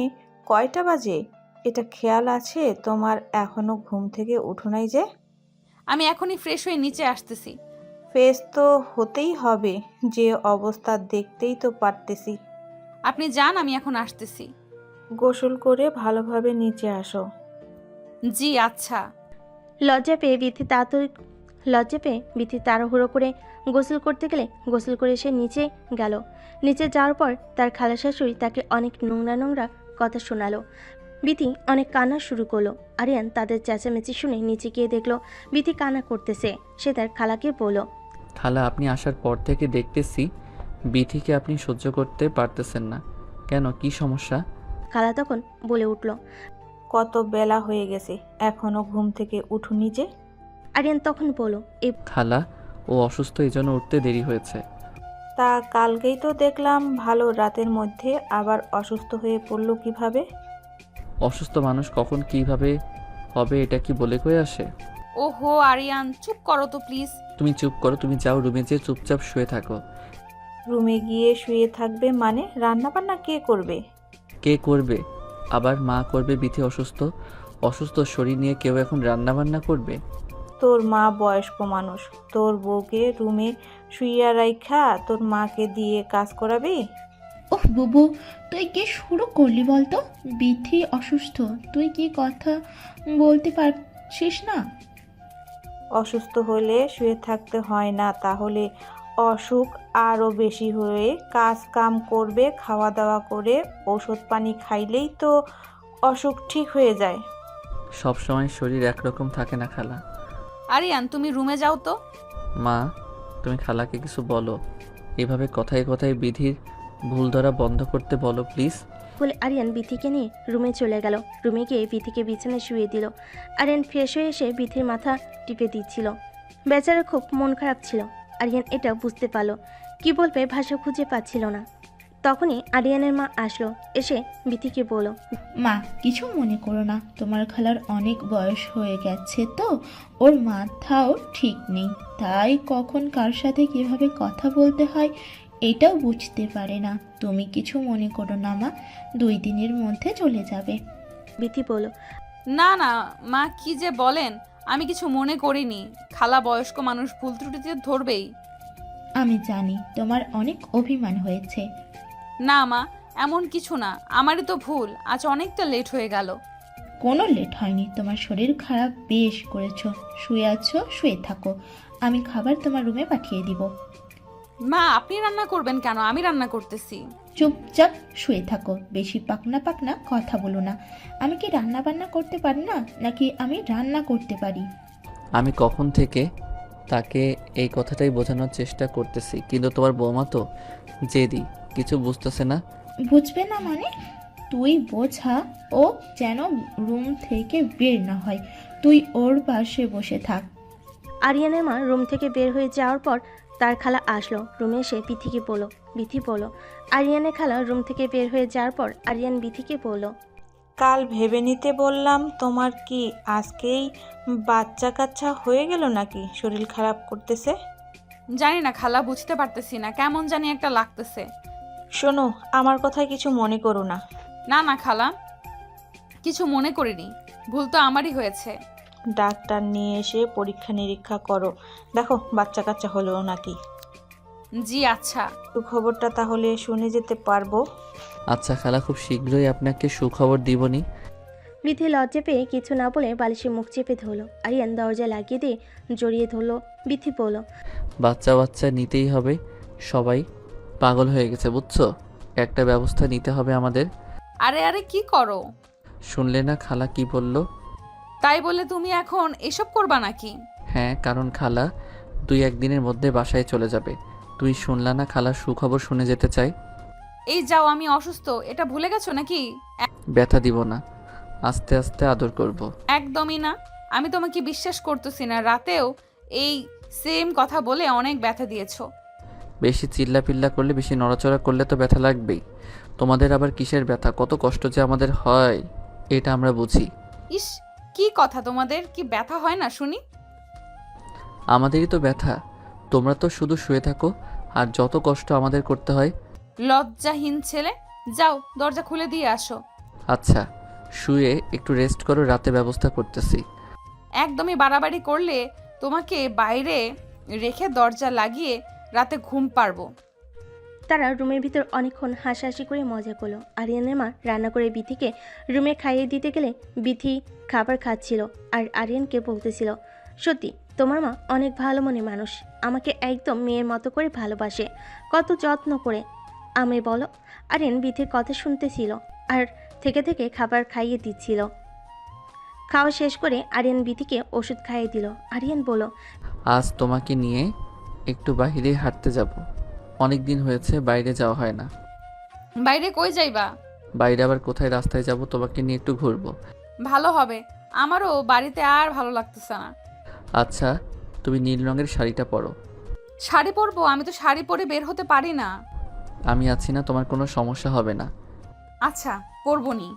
বিকেল হয়ে গেল। আরিয়ান বিথিকে রেডি হতে বলে আরিয়ান রেডি হয়ে রুমে এসে দেখলো বিথি এখনো পর্যন্ত রেডি হয়নি, সে কাপড় পরতে পারতেছে না। আরিয়ান খুব যত্ন করে কাপড় পরিয়ে দিল। তারপর দুজনে মিলে বের হয়ে একটা রিক্সা নিল, কিন্তু বিথি শাড়ি পরে রিক্সাতে উঠতে পারতেছিল না। তখন আরিয়ান বিথিকে কোলে তুলে নিয়ে রিক্সাতে বসিয়ে দিল। তারপর তারা অনেক ঘোরাঘুরি করলো, অনেক কিছু খাওয়া দাওয়া করলো, অনেক সুন্দর সুন্দর ছবি উঠালো। সন্ধ্যার আগ দিয়ে তার রেস্টুরেন্টে খাওয়া দাওয়া করে বাড়ির সবার জন্য খাবার নিয়ে আসলো। বাড়িতে আসার পর অফিস থেকে আরিয়ানের কাছে ফোন আসলো। হ্যালো জাবির, বল কি অবস্থা? এই তো অবস্থা ভালো, তোমার কি অবস্থা? এই তো ব্রাদার, ভালো। অনেকদিন হয়ে গেল বাড়িতে গেছো, আর আসতে ইচ্ছে করছে না নাকি? হ্যাঁ, যেতে তো হবেই, একটু কাজ কাম করলাম তো তাই ব্যস্ত ছিলাম। ফোন দাও না, আর খোঁজ খবরও নাও না। তোমার ভাবিকে নিয়ে আজকে একটু বের হয়েছিলাম। ও ভাই, আচ্ছা, তাহলে বউকে নিয়ে তুমি আনন্দ মস্তি করতেছো, এই জন্য আর অফিসের খবর নেই? তা না, কিন্তু আমি তো দায়িত্ববান মানুষের কাছেই দায়িত্ব দিয়ে এসেছি। তা ভাইয়া একা একাই বিয়ে শাদী করলা? আমাদের জন্য একটা মেয়েকে দেখো। আমার পছন্দের মেয়েকে কি আর তুমি বিয়ে করবে ভাই? কেন বিয়ে করব না? যা, আমরা তো পছন্দের কোনো মেয়ে নাই। আচ্ছা, বললা যখন খোঁজখবর নিয়ে জানাবো। তো ভাই, খুশির মিষ্টি খাওয়াইবা কবে? কী রে ভাই, যেখানে যাই শুধু এই একই কথা বলে, এছাড়া কি কোনো কথা নেই? এছাড়া কি কথা থাকবে? বিয়ের আগে সবাই বলে বিয়ে করবি কবে, বিয়ের পরে বলবে বাচ্চা কাচ্চা হবে কবে, বাচ্চা কাচ্চা হওয়ার পরে আবার তখন সবাই বলবে বাচ্চা কাচ্চার বিয়ে শাদী দিবা কবে। এরকমটাই তো হয়। ঠিক বলেছিস ভাই, রাস্তাঘাটে বের হওয়া যায় না। হ্যাঁ, তো লোকজন তো ঠিকই বলে, অনেক দিন তো হয়ে গেল, এখন বাচ্চা কাচ্চা নিলেই তো পারো। হ্যাঁ, তাই ভাবতেছি, ওটাই করতে হবে। তো ভাবি ভালো আছে না? হ্যাঁ, আলহামদুলিল্লাহ আছে ভালো। আচ্ছা, অনেক কথা বললাম, আসল কথা বলতেই ভুলে গেছি। কি কথা বল। আরে 25 তারিখ ইন্ডিয়া থেকে আমাদের নতুন ক্লায়েন্ট আসার কথা। কি বলিস, 25 তারিখ? হ্যাঁ ভাই, 25 তারিখে নাকি ওরা এখানে আসবে। আর মাত্র 7 দিন পর? এত তাড়াতাড়ি দিন করলি যে? কিছুই করার নেই, কারণ ওদের নাকি সময় ছাড়া আর সময় হবে না। আচ্ছা, তাইলে কি আর করা যাবে, আসবো নি আমি 25 তারিখের আগেই। না, বউকে রেখে আসতে ভালো না লাগলে বউকে সঙ্গে করে নিয়ে আসো ভাই। ওকে নিয়ে যাবে না? কেন, আমরা কি কেড়ে নিব নাকি? কেড়ে নিতে চাইলে কি আমি নিতে দেব নাকি? তাহলে ভয় কিসের? এমনি রে ভাই, ও যাইতে চায় না এখানে, মা বাবা সবাই আছে, ওদের বয়স হয়ে গেছে। আচ্ছা ভাই, তাহলে সময় মতো চলে আসো, দেখা হচ্ছে। ওকে ব্রো, দেখা হচ্ছে। আরিয়ানকে অনেকক্ষণ চিন্তিতভাবে কথা বলতে দেখে বিথি আরিয়ানকে বলল। কি কোনো প্রবলেম হয়েছে? আরিয়ান মন খারাপ করে বলল। 25 তারিখে ব্যাগ যেতে হবে ইন্ডিয়া থেকে, ক্লায়েন্ট আসতেছে, মিটিং আছে। মন খারাপ করে বিথি বলল। 25 তারিখ এত তাড়াতাড়ি চলে যাইবা? আরিয়ান বলল। কি করা যাবে বল, আমার তো তাড়াতাড়ি যাওয়ার কোনো প্ল্যান ছিল না। আচ্ছা, কি করা যাবে, কাজ যেহেতু যেতে তো হবেই। মন খারাপ কইরো না, আমি খুব তাড়াতাড়ি চলে আসবো। চলে আসার দরকার কি, আবার গিয়ে নিখোঁজ হয়ে যাও? এখন আর নিখোঁজের উপায় আছে নাকি? কেন, এখন আবার কি এমন পরিবর্তন হলো? আমার মিষ্টি একটা বউ রেখে কি আর দূরে থাকা যায় বলো? থাকতে তো যাচ্ছ, কতদিন থাকবে কে জানে। খুব অল্প দিন থাকবো, যত তাড়াতাড়ি সম্ভব চলে আসবো। দেখবো নি কেমন তাড়াতাড়ি আসো তুমি। যাওয়ার আগে বাবুটাকে তোমার পেটের ভেতর দিয়েই যাই, কি বলো? যাও, কি বলো এসব? হ্যাঁ, ঠিকই তো বলেছি, যেন পরের বার আসলে আমার বাবুর স্পর্শ পাইতে পারি। কেন গো, আপনি কি বাবু হওয়ার পরে আসবেন? বাবু হওয়ার পরে আসবো না, তবে আস্তে আস্তে তোমার পেটের ভেতর বাবু একটা বড় হয়ে যাবে, তোমার পেটে হাত দিলে আমার বাবুর স্পর্শ পাবো। আচ্ছা হয়েছে, এখন যাও। প্রয়োজনীয় জিনিসগুলো বোঝাতে হবে, নইলে বের হওয়ার সময় তাড়াহুড়ো করে অনেক জিনিস রেখে যেতে পারি। আরিয়ান বাইরে গিয়ে তার বাবা মাকে ডেকে বলল তার 25 তারিখে যাইতে হবে। এদিকে বিথি তো প্রচুর মন খারাপ, সবসময় মন ভার করে নিয়ে থাকে। আরিয়ান চলে যাবে বলে আরিয়ানের মনটাও খারাপ। এত তাড়াতাড়ি যাওয়ার কোনো ইচ্ছে ছিল না, তবুও যাইতে হবে, অফিসে বলে কথা। দেখতে দেখতে 23 তারিখ। আজ বিথির সকালে ঘুম থেকে উঠতে কান্না শুরু করে দিল। আরিয়ান চোখ খুলে দেখলো বিথি কান্না করতেছে। আরিয়ান ভয় পেয়ে তাড়াহুড়ো করে উঠে বসলো আর বিথিকে বলল। কি হয়েছে, কি ব্যাপার, সকাল সকাল ঘুম থেকে উঠে তুমি কান্না করতেছো কেন? আজ 23 তারিখ। আজ 23 তারিখ তো কি হয়েছে? কি হয়েছে মানে? কাল 23 তারিখ, কাল সকালেই তো তুমি চলে যাইবা। পাগলি, এটা ভেবে কান্না করার কি আছে, বললাম না খুব তাড়াতাড়ি চলে আসবো। যতই বলো তবুও এই কয়েকটা দিন তোমাকে ছাড়া কিভাবে থাকবো বুঝতে পারতেছি না। যখন 2টা বছর ছিলাম না তখন কিভাবে ছিলা? কিভাবে যে ছিলাম ওটা শুধু আমিই জানি, ওটা কাউকে বোঝানোর মতো কথা না। জানি, আমি খুব কষ্টে কাটিয়েছো। ঢাকা যেয়ে আবার আমাকে ভুলে যাবে না তো? পাগল তুমি, তোমাকে ভুলবো আমি? ভুলতেও তো পারো। আমি মরে যাব তাও তোমাকে ভুলবো না। চুপ, কি সব কথাবার্তা বলো তুমি? তাহলে তুমি কান্নাকাটি করা বাদ দাও। ঘুম থেকে উঠে খাওয়া দাওয়া করে আরিয়ান তার প্রয়োজনীয় সমস্ত জিনিসপত্র গোছাতে লাগলো। বিথিও সঙ্গে হেল্প করতেছিল। দুপুরে গোসল করার আগে আরিয়ান বিথিকে কোলে করে বিছানায় নিয়ে গেল। একটানে বিথির কাপড় খুলে দিল। বিথি চোখ বন্ধ করে রইল। আরিয়ান আস্তে আস্তে বিথির ব্লাউজের বোতাম খুলতে লাগলো। তারপর সারা শরীর থেকে জামা কাপড় খুলে ফেলে দিল। একইভাবে আরিয়ানও তার শরীরের জামা কাপড় সরিয়ে ফেলে নিজেদের মধ্যে আর কোনো কিছু দূরত্ব রাখলো না। দুজনেই মিলেমিশে একাকার হয়ে গেল। প্রচুর আদর করলো। বিথি বলল, ইস, ব্যথা লাগছে। আর একটু সহ্য করো। আর একটুও পারবো না, তুমি ছাড়ো আমায়। আর একটু বাবা, ঠিক হয়ে যাবে, চলেই তো যাব। চলে যাবা বলে এতটা বেশি ব্যথা দিবা? আমার ভালো লাগছে, বোঝো প্লিজ। ঠিক আছে, এখন যত ইচ্ছা হয় তত করে নাও রাতে, কিন্তু খবরদার আমার শরীরে টাচ করবে না। আচ্ছা, রাতেরটা রাতে দেখা যাবে। চলে যাওয়ার আগে এভাবে ঝামেলা করবে না। ঝামেলা আবার কই করলাম? তুমি তো ঝামেলা করতেছো। তারপর দুজনেই উঠে দুপুরের গোসলটা সেরে নিল। সবার সাথে গল্প গুজব করতে করতে বিকেলটা পার হয়ে গেল। সন্ধ্যায় খাওয়া দাওয়া করে আরিয়ান তাড়াতাড়ি ঘুমাতে গেল, কারণ সকালে তাড়াতাড়ি করে উঠতে হবে, চলে যাইতে হবে। বিথিও বেশি দেরি না করে ঘুমাতে চলে গেল। দুজনেই ঘুমিয়ে পড়ল। অনেক রাতে বিথি আরিয়ানকে জড়িয়ে ধরল, আরিয়ানও বিথিকে জড়িয়ে ধরল। আরিয়ান বিথির গলায় কামড় দিল। আহ করে চিৎকার করে উঠল। এই সুযোগে আরিয়ান বিথির ওপর আবার ঝাঁপিয়ে পড়ল। বিথি আহ উফ কি শব্দ করতেছিল। আরিয়ান প্রচণ্ড মজার সঙ্গে সারাটা রাত বিথির শরীর একদম কামড়ে ফেল। সকালে ঘুম থেকে উঠে রেডি হয়ে আরিয়ান বের হয়ে গেল। 4-5 দিন পর হঠাৎ করে বিথি মাথা ঘুরে পড়ে গেল। আরিয়ানের মা ডক্টর নিয়ে এসে বিথিকে পরীক্ষা করে দেখলো বিথি প্রেগনেন্ট। ডক্টর বলল, সুখবর আছে, মিষ্টি খাওয়ান। কি সুখবর ডক্টর বলেন? আপনার ছেলের বউ মা হতে যাচ্ছে। সত্যি ডাক্তার, সত্যি বলছেন আপনি? একদমই সত্যি বলতেছি। আল্লাহ, কি বলেন, বিশ্বাসই তো করতে পারছি না। ডক্টরের মুখ থেকে এমন কথা শুনে অনেক খুশি হলো। তারপর আরিয়ানকে ফোন দিয়ে তারই সুখবরটা জানালো। আরিয়ানও প্রচুর খুশি হলো। এই খবর শোনা মাত্র আরিয়ান বলল, যত তাড়াতাড়ি সম্ভব আমি বাড়িতে আসতেছি মা।